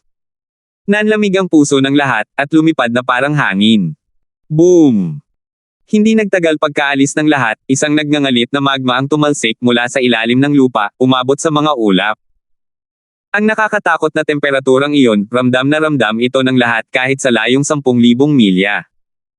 Ang magma ay parang isang fountain, na mukhang lubhang kahanga-hanga. Nang makita ng lahat ang eksenang ito, hindi napigilan ng kanilang mga mukha ang pagbabago nang sabihin niya, Grand Elder, ito. Magiging maayos ba ang loob ng Palace Lord? Masyadong nakakatakot ang magma na ito. Hindi lahat ay dapat hindi mag-alala. Pero malamig na sinabi ni Mateo, relax ka lang. Kapag kinakain mo na ang Dao Fruit, si Chen Bale ay isang heavenly Dao. Mapanganib sa atin ang magma na ito, pero hindi ito magdudulot ng kahit kaunting pinsala sa kanya. Pagkatapos marinig ang mga salita ni Mateo sa kalamang bahagyang nakaramdam ng kapanatagan ang lahat. Alam nilang lahat na hindi sasaktan ni Mateo si Chen Bale. Dahil sinabi niya iyon, malamang totoo iyon. Bigla, natanong ni Mateo sa kanyang mga peripheral ang isang pamilyar na figure na kasalukuyang tumatakbo mula sa malayo. Gumalaw at humabol ang kanyang figure. Kapatid na Asher Peak, aalis ka ba nang hindi nagpapalam kapag nakita mo ang isang matandang kakilala? Malamig na sabi ni Mateo. Ang taong ito ay walang iba kundi ang banal na sugo na si Asher Peak. May dalawang banal na sugo na sumama kay Pedring sa pagkakataong ito. Ngunit ang isa pang banal na sugo ay namatay na sa loob ng malaking hanay. Mas maganda ang swerte ni Azure Peak dahil nakaligtas lamang ito dahil sa swerte. Natatakot siyang makita ni Mateo, kaya naman plano niyang palihim na umalis. Hindi niya inaasahan na si Mateo ay ganoon ka-alerto para matuklasan siya. Dahil hinaranggan ni Mateo ang daan, medyo pangit ang ekspresyon ni Azure Peak nang sabihin niya, kaya, sinakababatang kapatid na Mateo pala. Malambot ang mga mata ni Azure Peak at hindi nakakakita dati. Huwag po sana kayong magdamdam. Paanong ang kasalukuyang Azure Peak ay mayroon pa ring anumang kay-abangan bilang isang banal na sugo? Ipinakita ni Mateo ang kanyang walang talong kapangyarihan, pinuksa ang dalawang makapangyarihang powerhouse ng Origin Deity ng mag-isa, na nag-iwan ng isang hindi mabuburang marka sa puso ng lahat ng powerhouse ng Heaven Glimpse Realm. Sa totoo lang, sa kasalukuyang kalagayan ni Mateo, mahirap pa ring sabihin kung siya nga ba ang katapat ni Azure Peak o hindi. Pero hindi alam ni Azure Peak na 3 Heavenly Thunder Swift Talismans lang ang hawak ni Mateo at nagamit na niya ang lahat ng mga ito. Tutal, masyadong malakas ang kasalukuyang naipon na pagkamangha ni Mateo. Huho, kapatid na Azure Peak, kaming mga prangka ay hindi gumagamit ng mga pahiwatig. Kailangan mong mag-isip ng malinaw. Kung babalik ka sa Skyfoothell Divine Place ngayon para ipaalam sa kanila, nagiging kaaway na iyon ang soberano ng Skyfoothell World. Kapag pinino ni Chen Bale ang Dao Fruit, ito na ang oras kung kailan ka mapapahamak, mawawala ang iyong Dao. Madilim na sabi ni Mateo. 1447. Sa loob ng Soul Suppressing Pearl, tiningnan ni Mateo ang maputi at walang kapintasang mukha. Labis ang sakit na nararamdaman ng kanyang puso. Lumipas ang maraming taon, si Mary Chris ay mayroon pa ring walang kapantay na anyo, parang isang natutulog na dilag na parang anumang oras ay maaari siyang gisingin. Pero sa loob ng ilang taon na ito, ilang beses nang sinubukan ni Mateo ang lahat ng ito at hindi kailanman nagtagumpay. Alam ni Mateo na sa napakagandang kabibe na ito, wala nang kahit isang bakas ng buhay. Ang naroon lamang ay ang kasalukuyang naglalaho na espiritual na kamalayan. Pu. Biglang nagliwanag ang mga kumpol ng madilim at malamig na liwanag sa paligid ni Mary Chris, parang mga kandilang nagsindi. Mabilis na binalot ng mga madilim na ilaw na parang kandila ang paligid ni Mary Chris, binabantayan siya sa gitna. Ito ay apoy ng kaluluwa, kayang itago ang aura ng babaeng ito at hayaang magpatuloy ang kanyang espiritual na kamalayan ng hindi nawawala. Hanggat naroon pa rin ang Myriad Longevity Heavenly Soul Stones, maaari itong magbigay ng kapangyarihan para sa Soul Suppressing Pearl ng walang humpay, na nagpapasiklab sa apoy ng kaluluwang ito. Pagkarinig sa mga salita ni Dustless, isang malaking bato ang bumagsak sa puso ni Mateo. Sa loob ng ilang taon na ito, si Mateo ay talagang labis na nababalisa sa kanyang puso. Senior, hanggang kailan kaya magliliyab ang mga apoy ng kaluluwang ito? Tanong ni Mateo. Bumantong hininga si Dustless nang marinig iyon at sinabing, hindi ko rin alam kung ilang buhay na puno ng biyaya ang natamo ng babaeng ito, para maging sulit ang pagsugal mo sa buhay mo para agawin ang mga Myriad Longevity Heavenly Soul Stones na ito para sa kanya. Ang mga Myriad Longevity Heavenly Soul Stones na ito ay sapat na para mapanatili ang kanyang espiritual na kamalayan at hindi maglaho sa loob ng 200 taon. Kumunat ang noo ni Mateo at sinabing, 200 taon lang. Tumango si Dustless at sinabing, hindi ganoon kadaling makamit ang Isolate Heavenly Dao Aura. Napabuntong hininga si Mateo at sinabing, napakahirap talaga ng daan na ito. Ang paglalakbay na ito ay 9 na pagkakataon para mamatay at 1 pagkakataon para mabuhay, at ito ay napalitan lamang ng 200 taon. Ang 200 taon ay isang pitik lang ng daliri para makamit ang mga makapangyarihang deity realm. Sa loob ng 200 taon na ito, hindi lang kinailangang mag-cultivate si Mateo, kinailangan pa niyang maghanap ng Myriad Longevity Heavenly Soul Stones kahit saan. Napakahirap talaga. Masasabing makapangyarihang kalaban ang paglalakbay na ito sa Skyfoothell World. Mapapedring man o Tyler, o kahit si Lauren, lahat sila ay lubhang mahirap kalabanan ni Mateo. Bagamat matagumpay na napatay ni Mateo ang 2 dakilang powerhouse ng Origin Deity sa pamamagitan ng pag-asa sa kanyang talino sa huli, ang mga panganib ng proseso ay hindi kayang isipin ng mga tagalabas. Pero, muli, Sa paglalakbay na ito sa Skyfootel World, talagang dapat pasalamatan ang Heavenly Thunder Swift Talismans ni Thundercry. Kung hindi, napakahirap hulaan kung mananalo o matalo. Ibinigay ni Thundercry ang Heavenly Thunder Swift Talismans kay Mateo para magkaroon siya ng kakayahang makatakas. Malamang hindi niya kailanman pinangarap na si Mateo ay talagang umasa sa tatlong Heavenly Thunder Swift Talismans na ito at nakapatay ng dalawang makapangyarihang Origin Deity Powerhouses, at nakaagaw pa ng 7 piraso ng Myriad Longevity Heavenly Soul Stones. Ang galing mo naman! Tinapik ni Dustless ang balikat ni Mateo at inalo ito. Sa isang kisap mata, kalahating taon na ang lumipas.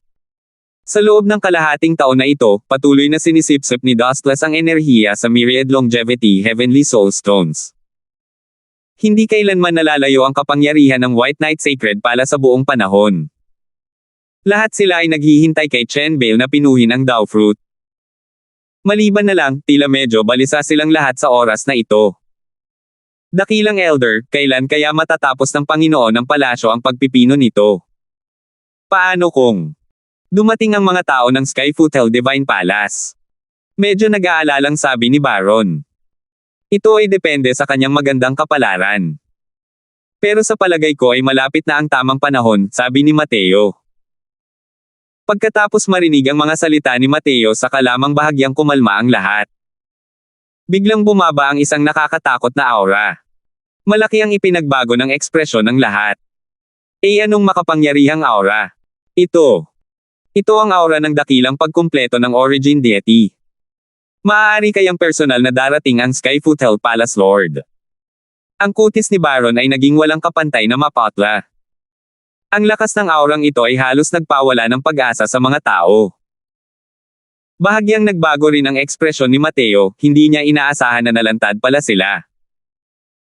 Hey, napakatalino at napakatalinong tao niya, pinaghanap niya ang Panginoon ng Palasyo ng napakatagal. Lumabas ka! Isang marangal na boses ang umalangaw-ngaw sa labas. Lumabas ka na! Inilahad ni Mateo ang isang kamay at tinapik. Nabasag ang espasyo, lumitaw ang mga figure ng lahat. Sa ere ay isang matandang lalaki na may malalalim na mga mata. Sa likod ng matandang lalaki ay may 7 makapangyarihang nilalang panga. Ang 7 taong ito ay pawang mga eksperto sa Origin Deity na nasa gitnang yugto at huling yugto. Samantalang ang matandang lalaking iyon mismo ay isang mahusay na kapangyarihan sa Origin Deity Realm. Ang puwersang ito, kapag pinagsama-sama, ay sadyang nakakatakot. Nang makitang nagpapakita sina Mateo at ang iba pa, sinabi ng matandang lalaki ng may malalim na titig, ang Panginoon ng Palasyo na ito ay naghanap sa lugar na ito ng mahigit 100 araw ngunit walang resulta. Kung hindi dahil sa Panginoon ng Palasyo na ito na may inspirasyon at ginagamit ang Profound Space Dharma Mudra, maaaring naiwasan na ninyo ito. Lumipat ang tingin ni Mateo at tumingin sa Dharma Mudra na nakalawit sa harap ng matanda. Isang napakalakas na alon ang bumungad sa itaas nito. Pagkatapos lumabas mula sa ilalim ng lupa, nagbukas si Mateo ng isang maliit na espasyo sa kalapit na kagubatan at hinayaan ang grupo ng mga tao ng White Knight Sacred Palace na magtago sa loob, iniiwasan ang paghahanap ng Skyfootel Divine Palace. Hindi niya inaasahan na isang hakbang na lang pala ang kulang para sa tagumpay. Ang espasyo ng isang maliit na mundo ay malayo sa pagiging matatag gaya ng sa Heavenspan World. Sa kasalukuyang lakas ni Mateo, ang pagbukas ng isang maliit na espasyo ay hindi mahirap. Hindi lang niya inaasahan na ang Skyfootel Divine Palace na ito ay mayroon pa ring divine artifact na nakakakita ng spatial undulations, na talagang matutuklasan nila. Ang iyong kagalang-galang na sarili ay ang Skyfootel Palace Lord. Malungkot na sabi ni Mateo. Dahil kilala mo ang Panginoon ng Palasyo na ito, bakit hindi mo pa sinabi ng tapat ang kinaroroonan ng batang iyon? Kung hindi, pagsisisihan mo ang pamumuhay mo sa mundong ito dahil sa Panginoon ng Palasyo na ito. Isang pagsabog ng balak pumatay ang kumalat. Nagbago ang mga mukha ng lahat. Ngunit hindi natinag si Mateo at malamig na sinabi, sa pag-iral ng Dao Fruit, ang Skyfootel World ay may karapat-dapat na kahalili. Dapat kayong lahat ay sumunod sa kalooban ng langit. Huwag gawin ang mga bagay na magdudulot ng sarili ninyong pagkawasak. Malamig na tumawa ang Panginoon ng Skyfootel Palace at sinabing, kalooban ng langit. Ang Panginoon ng palasyo na ito ay kalooban ng langit. Ang Skyfootle Divine Palace ay nang ibabaw sa bawat henerasyon, paanong magiging isang batang hindi pa rin alam ang mangyayari para maghari. Ang Skyfootle Palace Lord ay masasabing isang soberanong nilalang sa Skyfootle World. Ngayon, ang paglitaw ni Chen Bale na may kasamang Dagendong ay nagbanta sa kanyang posisyon. Paano niya magagawang kusang isuko ang kanyang soberanong autoridad gamit ang dalawang kamay? Naging malungkot ang ekspresyon ng Skyfootle Palace at sinabi niya, mukhang tumatanggi ka sa toast, tapos uminom ka lang ng forfeit. Pagkatapos magsalita, casual na ikinumpas ng Skyfootle Palace Lord ang isang palad, at lumapit kay Mateo. Sa isang iglap, nagiba ang kulay ng langit at lupa dahil dito. Sa Skyfootle World, ang mga Grand Completion Origin Deity Powerhouses ay halos kapantay ng Heavenly daw. Sa sandaling umatake siya, ito ay tunay na naging napakalakas hanggang sa sukdulan. Pero sa pagkakataong ito, isang mapang uyam ng ngiti ang bumalatay sa mukha ni Mateo. Boom! Malabo lang ang naramdaman ng lahat sa kanilang harapan. Ang palad na kayang magpabagsak ng mga bundok at magpabaligtad ng mga dagat ay agad na naglaho sa ere. Isang binata ang nakatayo sa ere, biglang lumitaw sa paningin ng lahat. Panginoon ng Palasyo! Panginoon ng Palasyo! Ha ha ha! Pinino ng Panginoon ng Palasyo ang Dao Fruit. Ang Panginoon ng Palasyo ay makapangyarihan at walang kapantay. Nawalan na ng pag-asa ang mga tao ng White Knight Sacred Palace. Ngunit nang makita ang likurang tanawin ng binata, agad silang natuwa sa tuwa. Ang binata ay walang iba kundi si Chen Bale. Ang kasalukuyang Chen Bale ay kapansin-pansing katulad noong kinuha ni Mateo ang kontrol sa Heavenly daw noon. Ang tingin ni Chen Bale ay parang kidlat. Habang nakatingin sa direksyon ng Skyfootle Palace Lord, sinabi niya sa malamig na boses, mula sa araw na ito, ako, si Chen Bale, ang hahawak sa Skyfootle. Ang mga sumusuko, ay pag-aari. Ang mga sumusuway, ay mapapahamak. Nanginig ang buong katawan ng Skyfootle Palace Lord. Natuklasan niya na napakawalang halaga niya sa harap ng binatang ito. Kahit na nasa Heaven Glimpse Realm lang siya. 1448. Habang nililinis ang Dao Fruit, direktang sumikat si Chen Bale sa isang major realm. Bagamat hindi pa rin sapat ang kaharian ni Chen Bale para tingnan sa harap ng Skyfootle Palace Lord. Pero sa Skyfootle World, wala siyang talo. Man! Malamig na sumanghel si Chen Bale, parang isang kulog, at sumabog hanggang sa ang Skyfootle Palace Lord ay umatras ng ilang hakbang ng sunod-sunod. May bakas ng dugong umagos mula sa sulok ng bibig ng Skyfootle Palace Lord. Sa totoo lang, nagtamo na siya ng mga panloob na pinsala. Ang lakas. Ang ipinapakita ngayon ng Palace Lord ay siya lamang sa Heaven Glimpse Realm, ngunit kaya niyang saktan ang isang Grand Completion Origin Deity Powerhouse gamit lamang ang isang tunog. Ito ba? Ang lakas ng isang soberano. Lahat ay natulala sa gulat sa ginawa ni Chen Bale. Ang ekspresyon ng iilang mga powerhouse ng Origin Deity sa likod ng Skyfootle Palace Lord ay lubhang nagbago nang makita nila ang eksenang ito. Ito. Ang matandang ito, si Joel, ay nagbibigay pugay sa Panginoong Soberano. Kahit na may matinding pag-aatubili siya, alam ni Joel na napakalaki ng agwat sa pagitan nila ni Chen Bale. Dahil hindi siya sumuko, kinailangan niyang mamatay. Habang nakaluhod siya, sumunod din ang 7 iba pang powerhouse ng Origin Deity at lumuhod. Ang 7 matatanda sa Skyfootle ay nagbibigay pugay sa Panginoong Soberano. Tuwang-tuwa si Baron at sinundan din ang mga tao ng White Knight Sacred Palace at yumuko, habang masiglang sinasabi, nagbibigay kami ng respeto sa Panginoong Soberano. Malamig na sinabi ni Chen Bale, sa araw na ito, ang Skyfootle Divine Palace ay agad na mabubuwag. Ang White Knight Sacred Palace ang papalit sa Skyfootle Divine Palace at mamumuno sa Skyfootle. Naging makahulugan ang tingin ni Joel at hindi sinasadyang sumigaw, Panginoong Soberano, ito. Ito. Lumipat ang tingin ni Chen Bale at malamig na nagsalita, bakit? May mga pagtutol ka ba? Nang maramdaman ang balak pumatay ni Chen Bale, nabahala si Joel sa loob-loob at dali-daling sinabi, di huwag kang maglakas loob. Hindi maglakas loob si Joel. Bahagyang lumuwag ang boses at ekspresyon ni Chen Bale at malamig niyang sinabi, hindi makikialam ang bay na ito sa mga sekular na gawain bilang soberano. Hanggat hindi kayo magiging taksil, natural na malalagay kayo sa isang mahalagang posisyon muli.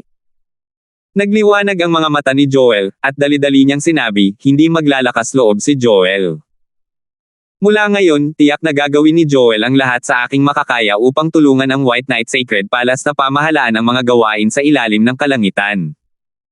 Bahagyang ungol ni Chen-Bale, dahan-daang lumingon, at tumingin sa direksyon ni Mateo. Kasalukuyang sinusuri ni Mateo si Chen-Bale ng may interes.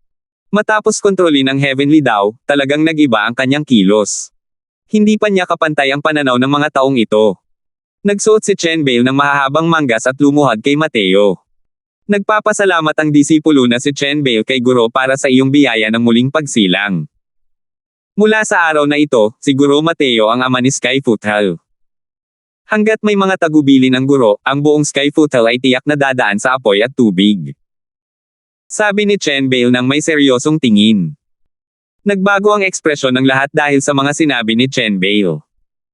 Ang kasalukuyang pagkakakilanlan ni Chen-Bale ay ibang-iba na. Siya ang Panginoon ng isang mundo.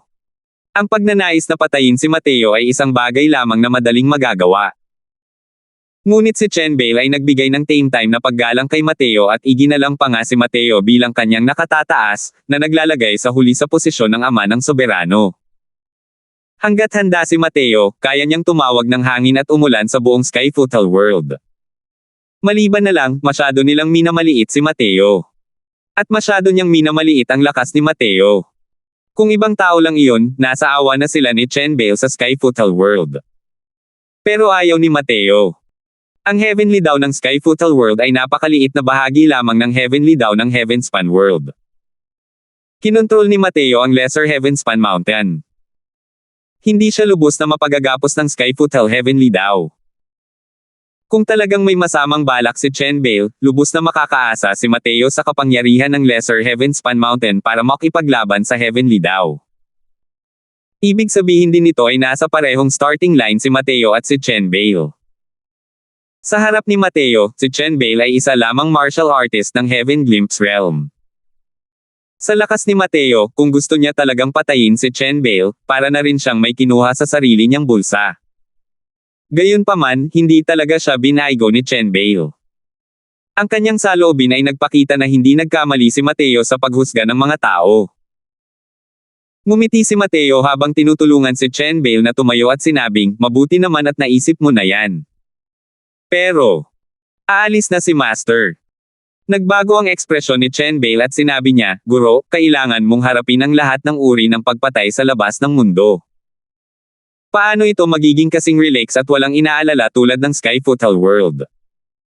Paano kung manatili ka pamunuan ng Sky Foothill world kasama ko? Umiling si Mateo habang nakangiti at sinabing, nakarating lang si Master sa Heavenspan world matapos makaranas ng mga paghihirap. Paano ako madaling susuko? May mga bagay na dapat gawin si Master. Pinag-isipan ito ni Chen-Bale at sinabing, kung gayon, pupunta ako sa Heavenspan world kasama si Master. Gamit ang kasalukuyang lakas ni Chen-Bale, dapat ay matutulungan ko ang Master. Tinapik ni Mateo ang kanyang balikat at nakangiting sinabi, Chen-Bale, huwag mong maliitin ang mga bayani sa ilalim ng kalangitan. Dapat mong tandaan sa hinaharap, palaging may mas magaling at isang langit sa kabila ng kalangitan. Ang soberano ng isang mundo ay walang halaga sa Heavenspan world. Maaari mong kontrolin ang buhay at kamatayan ng lahat ng tao rito, ngunit sa pagpunta sa Heavenspan world, ikaw ay isa lamang ordinaryong martial artist ng Heaven Glimpse Realm. Ang iyong agarang bagay na nasa kamay ay ang ganap na pagtunaw ng kapangyarihan ng Dao Fruit at maging isang tunay na celestial deity powerhouse. Sa oras na iyon, pupunta ka sa Heavenspan world para hanapin ako. Pinino ni Chen-Bale ang Dao Fruit. Ngunit ang pagnanais na makarating sa Celestial Deity Realm ay nangangailangan pa rin ng pag-iipon ng oras. Tutal, ang mga tao sa Celestial Deity Realm ay masyadong makapangyarihan. Ang pagnanais na maabot ito ay hindi magagawa sa maikling panahon. Ayon sa pagtatansya ni Mateo, para gustuhin ni Chen-Bale na mag-cultivate hanggang sa Celestial Deity Realm, kailangan ito ng hindi bababa sa 200 taon. Kahit na pumunta siya sa Heavenspan world ngayon, wala siyang maitutulong kay Mateo. Nang marinig ang mga salitang ito, hindi sinasadyang nagpakita si Chen-Bale ng isang dismayadong hitsura. Pero, Sige, makikinig ako kay Master at hindi ko hahamakin ang mga bayani sa ilalim ng kalangitan. Kapag nakamit ko na ang Celestial Deity Realm, tiyak na pupunta ako sa Heavenspan World at lalabanan ito. Sabi ni Chen Bale nang may matatag na tingin. Ngumiti si Mateo at sinabing, sige, hinihintay ka na ni Master sa Heavenspan World. Biglang naging matigas ang ekspresyon ni Mateo at malungkot niyang sinabi, sige, bago ka makalusot sa Divine Lord Realm, hindi ka dapat magpakita ng kakaiba. Kung may mga tao mula sa labas na papasok para sa mga pagsubok, kailangan mong magpanggap na hindi mo nakikita. Ano man ang dapat gawin iyon, dapat pa rin itong gawin. Siguraduhin mong huwag mong ilabas ang pusa sa bag, naiintindihan mo ba? Nang makitang seryosong nagtuturo si Mateo, alam ni Chen Bale ang kaseryosohan at tumango, naiintindihan ko. Makakaasa kayo, sa loob ng ilang dekadang ito, tiyak na ilalagay ko ang aking buntot sa pagitan ng aking mga binti at mag-aayos. Ang bawat maliit na mundo ay isang imbakan ng kayamanan na may walang limitasyong mga mapagkukunan, at isa ring magandang lugar para sa pagsasanay ng mga disipulo sa ilalim ng mga ito. Pero kung ang maliit na mundong ito ay makakawala sa kontrol, malamang na hindi na ito bibitawan ng Wormstone City Lord. Kapag personal niyang nakapasok sa Skyfoothel World, mapapahamak si Chen Bale. Sige, gumagabi na. Dapat nang umalis si Master. Pagkatapos magsalita ni Mateo, plano na sanang umalis. Sandali lang, guro. Biglang pinahinto ni Chen Bale si Mateo, humarap kay Joel, at sinabing, mayroon bang Myriad Longevity Heavenly Soul Stones ang Skyfoothel Divine Palace? Hindi naglakas loob na itago ni Joel at dali-daling sinabi, napakahirap makuha ang Myriad Longevity Heavenly Soul Stones. Hindi rin maliit ang konsumo nitong mga nakaraang taon. Sa kasalukuyan, 3 piraso na lang ang natitira. Kumunat ang noo ni Chen Bale. Nagbago ang ekspresyon ng mukha ni Joel, kasabay ng pagbilis ng tibok ng puso niya. Malinaw na hindi masaya si Chen Bale. Kalimutan mo na yan, dalhin mo na lahat. Malamig na sabi ni Chen Bale. Natural lang na itinago ito ni Joel sa kanya. Para lang makita siyang kumuha ng 3 piraso ng malagatas na puting bato. Ito ay ang Myriad Longevity Heavenly Soul Stone. Iniabot ito ni Chen Bale kay Mateo at walang magawang sinabi, napakabihira ng Myriad Longevity Heavenly Soul Stones. Hanggang doon na lang ang magagawa ng disipulong ito. Kapag tuluyan ko nang nakontrol ang Heavenly Dao, tiyak na dadalhin ko ang Myriad Longevity Heavenly Soul Stones para hanapin si Master. Hindi rin magalang si Mateo, diretso niya itong itinago. Wala siyang pakialam sa ibang mga bagay. Pero sa Myriad Longevity Heavenly Soul Stones, masyado niya itong kailangan. Sige, tatanggapin ito ng guro. Palam. Pagkatapos magsalita, gumalaw ang figure ni Mateo at naglaho mula sa kanyang dating kinaroroonan. 1449. Sa ilalim ng lilim ng mga puno, isang grupo ng mga estudyante ang salukuyang nagkukwentuhan. Natural lamang na hindi magagawa ng tampulan ng usapan kung wala ang mga pinakamahuhusay na estudyanteng iyon. Tama, ang nangungunang henyo ng outer court, si Mateo, ay hindi pa bumabalik ng mahigit 10 taon. Nabalitaan kong sumali siya sa isang misyon ng pagkuha ng mga pagsubok at pumunta sa isang maliit na mundo. Hindi naman siguro. Hindi na siya makakabalik, di ba? Hey, hindi naman imposible.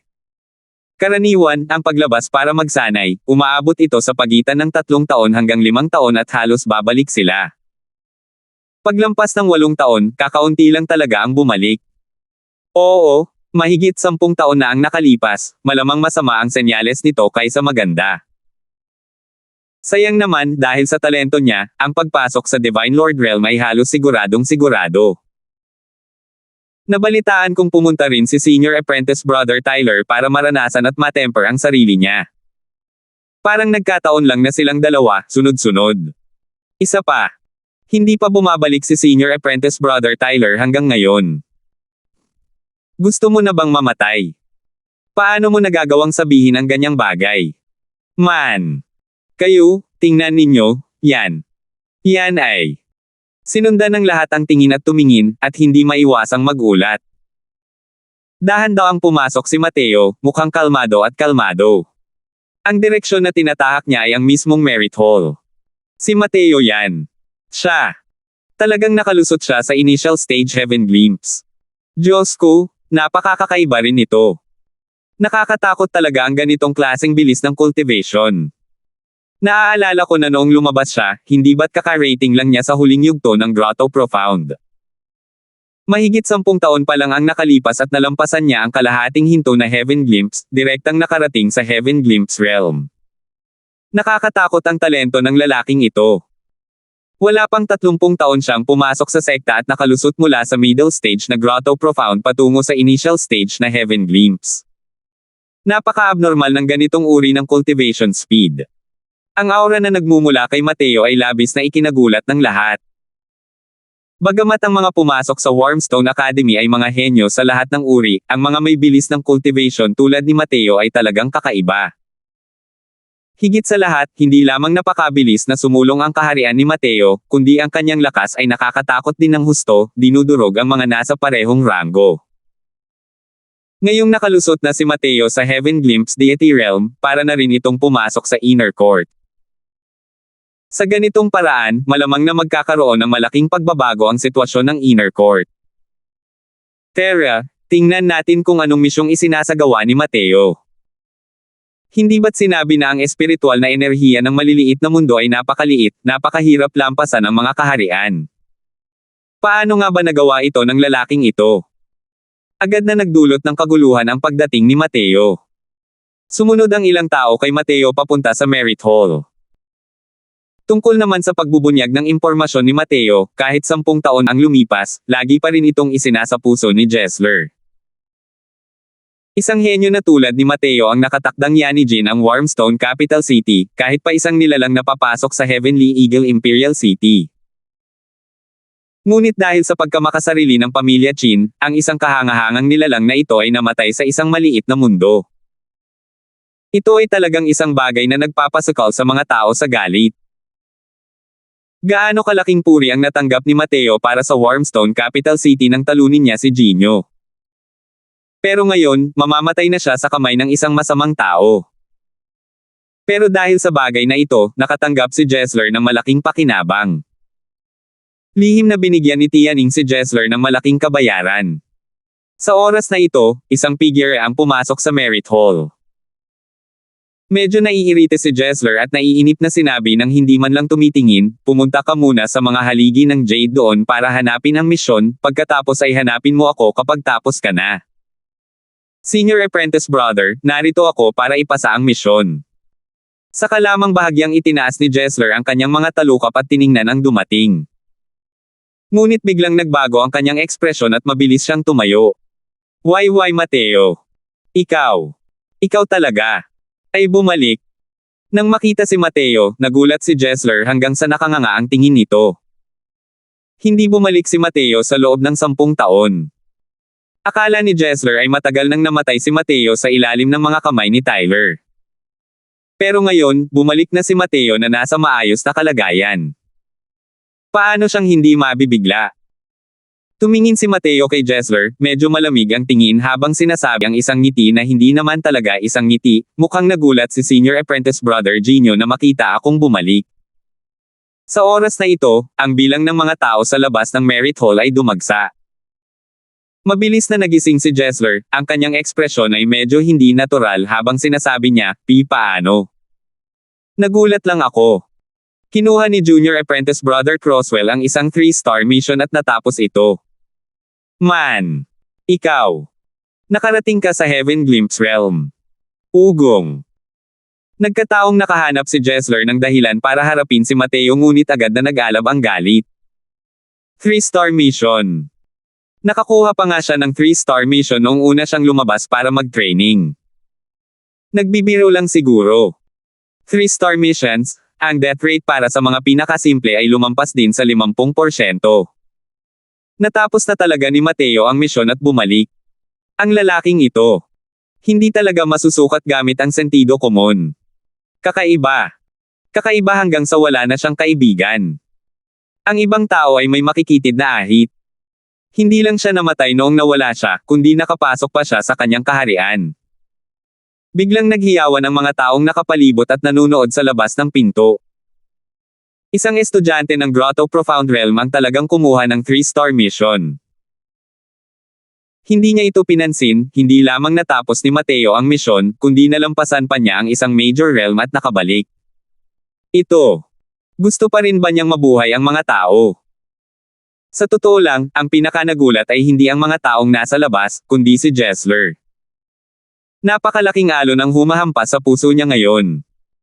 Alam niyang pumunta si Tyler sa Skyfootle World para hanapin si Mateo. Ngayon, natapos na ni Mateo ang misyon at bumalik. Paano naman si Tyler? Sa isang iglap, naisip ni Jessler ang maraming posibilidad. Maaari ba? Hindi pwede. Kahit na makalusot si Mateo sa Heaven Glimpse Realm, imposible ring maging katapat ni Tyler. Isa siyang half-step origin deity powerhouse. Bukod pa rito, narinig niya na matagal nang sinupil ni Tyler ang kanyang kaharian. Hanggat handa siya, maaari siyang makalusot sa origin deity realm anumang oras. Di nagtagal, tinanggihan ni Jessler ang nakakatakot na kaisipang iyon. Dahil ang paniwala na ito ay masyadong walang katotohanan. Malalim at mapayapa ang tingin ni Mateo, nakatingin kay Jessler ng may kahulugan, at bahagyang ngumiti, ganoon ba? Itong si Crosswell ay nagkaroon ng kaunting pag-unlad sa loob ng 10 taon at nalampasan ito ng biglaan. Senior Apprentice Brother Gino, ito ang 9 Melody Psychic Immortal Fruit. Dapat ituring na tapos na ang misyon ko, di ba? Kumabog ng malakas ang puso ni Jessler, palihim na iniisip na masama ang sitwasyon. Hindi kaya.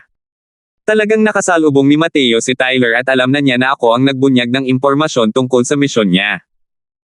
Pero kung talagang nakatagpo ni Mateo si Tyler, paano siya nakabalik? At saka, saan ba talaga nagpunta si Tyler? Sunod-sunod na tanong ang bumalot sa puso ni Jessler. Ngunit habang iniisip niya ito, lalo niyang nararamdaman na wala siyang maisasagot. Hindi niya lubos maisip kung ano ang nangyari sa Skyfootle World. Haha, syempre tapos na. Junior Apprentice Brother, sandali lang, ilalagay ko na ang mga gantimpala ng misyon sa token ng iyong akademya ngayon din. Hindi naglakas loob si Jessler na salubungin ang mga mata ni Mateo at natawa ng alanganin, inilakip ang mga puntos ng misyon sa token ng akademya ni Mateo. Junior Apprentice Brother tapos na. Napakagaling mo talaga. Napakahirap ng misyon, ikaw, isang Grotto Profound martial artist, ang nakakumpleto nito. Natatawang sabi ni Jessler. Ngumiti si Mateo at sinabing, nagkataon lang. Itinabi ni Mateo ang token, hinati ang mga tao, at agad na umalis. Pagkaalis niya, agad na pinalibutan siya ng iba. Senior Apprentice Brother Gino, anong 3-star mission ang iginuhit ni Mateo? Oo, sabihin mo sa amin. Ayon sa mga patakaran ng akademya, pagkatapos makumplito ng isang estudyante ang misyon, maaaring ibunyag ang impormasyon tungkol sa misyon. Siyempre, bukod sa mga coordinate. Nagalit ng husto si Jessler. Napangiti na lang siya ng mapait at sinabing, ito ang misyon na numero 8. Ang iginuhit ni Mateo ay ang misyon na numero 8 sa haligi ng 3-star Jade. Natahimik lahat ng naroon. 1450. Anong sabi mo? Mateo siya. Bumalik na siya. Nang malaman ni Tyler Nan ang balitang ito mula sa bibig ni Tobian, muntik nang mapatalon si Tyler Nan. Ang ekspresyon ni Tobian ay napakapangit din. Ang kanyang mukha ay kasalukuyang matamlay hanggang sa halos tumulo na ito ng tubig. Dahan-dahan siyang tumango at seryosong sinabi, kanina lang, kinuha na ni Mateo ang 9 Melody Psychic Immortal Fruit at pumunta sa Merit Hall para ipasa ang misyon. Hinanap kita agad nang matanggap ko ang balita. Kung gayon, paano si Tyler? May balita ba? Tanong ni Tyler na may nagtatakang tingin. Wala na siyang pakialam pa sa pagpatay kay Mateo ngayon. Ang buhay o kamatayan ni Tyler ang tanong na higit niyang ikinababahala. Gayunpaman, umiling si Tobian at sinabing, hindi bumalik si Tyler. Wala talagang balita. Namutla ng husto si Tyler Nan at walang malay na sinabi, imposible. Imposible. Malamang naantala si Tyler dahil sa isang bagay. Bumantong hininga si Tobian at sinabing, hindi mo rin kailangang mag-alala ng ganito. Sa aking palagay, dapat ay naantala si Little Tian dahil sa ilang bagay. Sa lakas ni Mateo, imposibleng may magawa sa kanya. Bahagyang hamupa ang ekspresyon ng mukha ni Tyler at pinilit niyang ngumiti habang sinasabi, tama ang sinabi ni Kuya. Ako. Nawala ako sa pag-aalala. Kahit nakakaiba ang batang ito kay Mateo, para gustuhin niyang harapin si Tyler, hindi siya kwalipikado. Kumunot ang noo ni Toby yan, pero sinabi niya, mayroon pa akong hindi nasabi sa iyo. Mateo Hindi lang niya natapos ang misyon, nakarating na rin siya sa Heaven Glimpse Deity Realm. Nagbago ang ekspresyon ng mukha ni Tyler Nan. Ang kanina lang ay payapang puso niya ay muling tumalon. Paano ito nangyari? Noong pumunta siya, nasa huling yugto pa lang siya ng Grotto Profound. Mga 10 taon pa lang ang nakalipas at nakarating na siya sa Heaven Glimpse Realm. Bumantong hininga si Toby yan at sinabing, kumalat na ang bagay na ito sa buong Wormstone Academy, kaya hindi ito maaaring magkamali. Walang humpay na kumurap ang ekspresyon ni Tyler Nan. Dahan-daang tumayo si Toby yan, tinapik ang balikat ni Tyler Nan, at sinabing, maghintay ka muna at tingnan mo. Kung hindi mo talaga kaya, hanapin mo na lang si Mateo para makipaglaban. Hanggang sa makabalik siya sa kanyang tahanan, hindi nakita ni Mateo si Jingyi. Labis itong ikinagulat ni Mateo. Ang balita ng kanyang pagbabalik ay tiyak na kumalat sa buong Wormstone Academy na parang hangin. Sa lohikal na pagsasalita, dapat ay matagal nang dumating si Little Fatty. Maaari kayang nag-iisa ang lalaking ito para mag-cultivate. Nakakunot ang noo na tanong ni Mateo. Gayunpaman, nanatiling medyo hindi mapakali si Mateo. Mas mabuting puntahan mo siya at tingnan mo. Naisip ni Mateo at balak pa ring pumunta sa bahay ni Jingyi para tingnan ito. Lalabas na sana si Mateo pero nabangga niya si Ferlan. Guruchi. Medyo gulat na sabi ni Mateo. Nang makita ni Ferlan si Mateo, unang nagliwanag ang mga mata nito ngunit mabilis na naging malungkot muli. Hahanapin mo si Jingyi, di ba? Nagsalita si Ferlan at nagtanong. Kumabog ng malakas ang puso ni Mateo, isang nakakabahalang pangitain ang bumubukal sa kanyang puso. May nangyari kay Little Fatty. Bumantong hininga si Ferlan at sinabing, sumunod ka sa akin. Habang nakatingin kay Jingyi na nakahiga sa kama, at hirap sa paghinga, napuno ng matinding galit si Mateo. Nang maramdaman ang nagyayelong aura ni Mateo, bahagyang nagbago ang ekspresyon ng mukha ni Ferlan. Ang kasalukuyang kalagayan ni Little Fatty ay lubhang kakilakilabot. Halos walang buo na bahagi sa kanyang katawan, ang kanyang mukha ay binugbog hanggang sa maglaho ang anyo nito bilang tao, ang kanyang katawan ay puno rin ng libu-libong nakanganga na sugat. Malinaw na naranasan na niya ang kanyang paghihirap. Higit sa lahat, wala pa rin kahit kaunting bakas ng essence energy alon-alon ang katawan ni Little Fatty. Ang kanyang banal na dagat ay napilayan, tuluyan ng nagiging pile. Sa bilis ng kasalukuyang sitwasyon, hindi tatagal si Little Fatty ng ilang araw. Sino ang gumawa nito? Walang kahit kaunting emosyon ang mga sinabi ni Mateo, na para bang may sinasabi siyang walang kinalaman sa kanya. Pero masasabi ni Ferlan na umabot na sa sukdulan ang galit ni Mateo. Hindi rin ito itinago ni Ferlan, ikinwento ang mga pangyayari ilang araw na ang nakalipas. Sa totoo lang, napakatalino ni Little Fatty. Pagkatapos umalis ni Mateo, hindi siya gaanong kilala.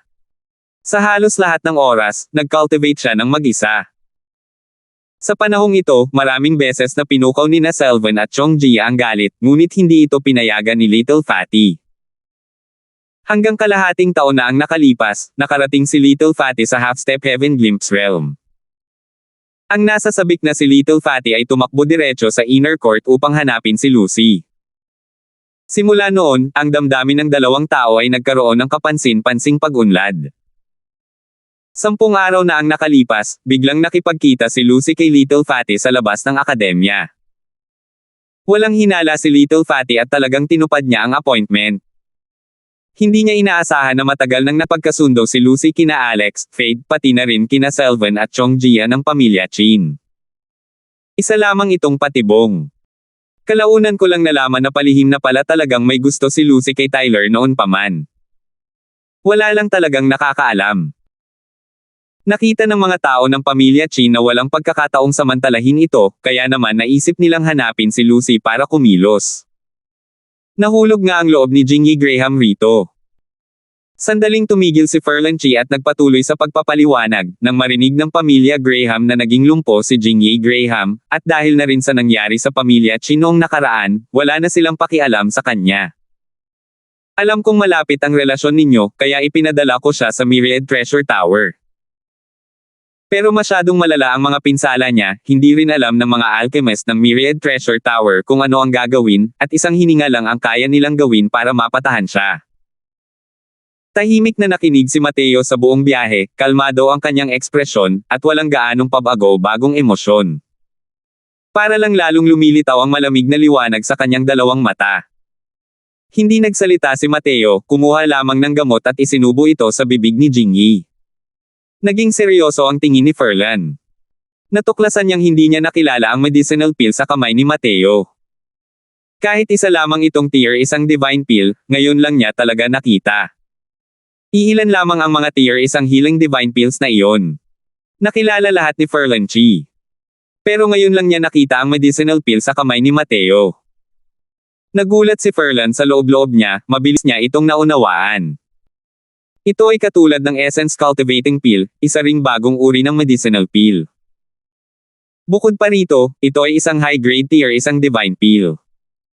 Itinutok ni Mateo ang gamot na may banal na asensya. Medyo lumakas ang katawan ni Little Fatty. Tumalim ang tingin ni Ferlan, agad na nalaman ang husay ng medicinal pill na ito. Guruchi, nasaan ang ilang taong iyon ngayon? Walang pakialam na tanong ni Mateo. Alam niyang tiyak na alam ni Ferlan ang kinaroroonan ng iilang taong iyon. Nagbago ang ekspresyon ni Ferlan at sinabi niya, mahahanap mo ba sila ngayon? Malamig na sabi ni Mateo, pamilya Chi na naman. Mukhang iniisip talaga nila na isa akong malambot na persimmon na nagmamasa ayon sa gusto nila. Guruchi, ako na mismo ang kikilos para sa bagay na ito. Wala itong kinalaman sa Myriad Treasure Tower. Medyo pangit ang ekspresyon ni Ferlanchi nang sabihin niya, hindi ko sinasadya iyon. Basta, hindi ikaw ang kapareha nila. Sa grupong iyon ng mga taong iyon, mayroong ilang mga engranding kumpletong Heaven Glimpse Realm powerhouses. Lalo na si Lucy, kilala pa nga siya bilang numero 1 tao sa ibaba ni Tyler. Kahit na nakarating si Mateo sa Heaven Glimpse Realm, mayroon pa ring kaunting puwang mula sa mga taong iyon. Pero sa bagay na ito, talagang nakakaabala para sa Myriad Treasure Tower na makialam. Wala silang makatwirang dahilan para magsagawa ng kampanya. Malamig na sabi ni Mateo, sabihin mo lang kung nasaan sila. Paulit-ulit na nagbago ang ekspresyon ng mukha ni Ferlan, at sa wakas ay sinabi niya, nasa Clearwind Inn sila, naroon silang lahat. Tumango si Mateo at naglakad papunta sa labas. Sa pagkakataong ito, biglang bumukas ang bibig ni Ferlan at sinabing, hinabol ba ng Tyler na iyon? Tumigil ang figure ni Mateo at ibinoka ang kanyang bibig at sinabing, tama. Nagulat na naman si Ferlan at gulat na sinabi, nagpalitan na kayo ng santukan dati. Tapos bumalik kayo. Siya. Patay. Mahinahong sinabi ni Mateo ang mga salitang iyon at lumabas ng pinto. Salamat po at sinamahan ninyo ako, ingat lagi mga master.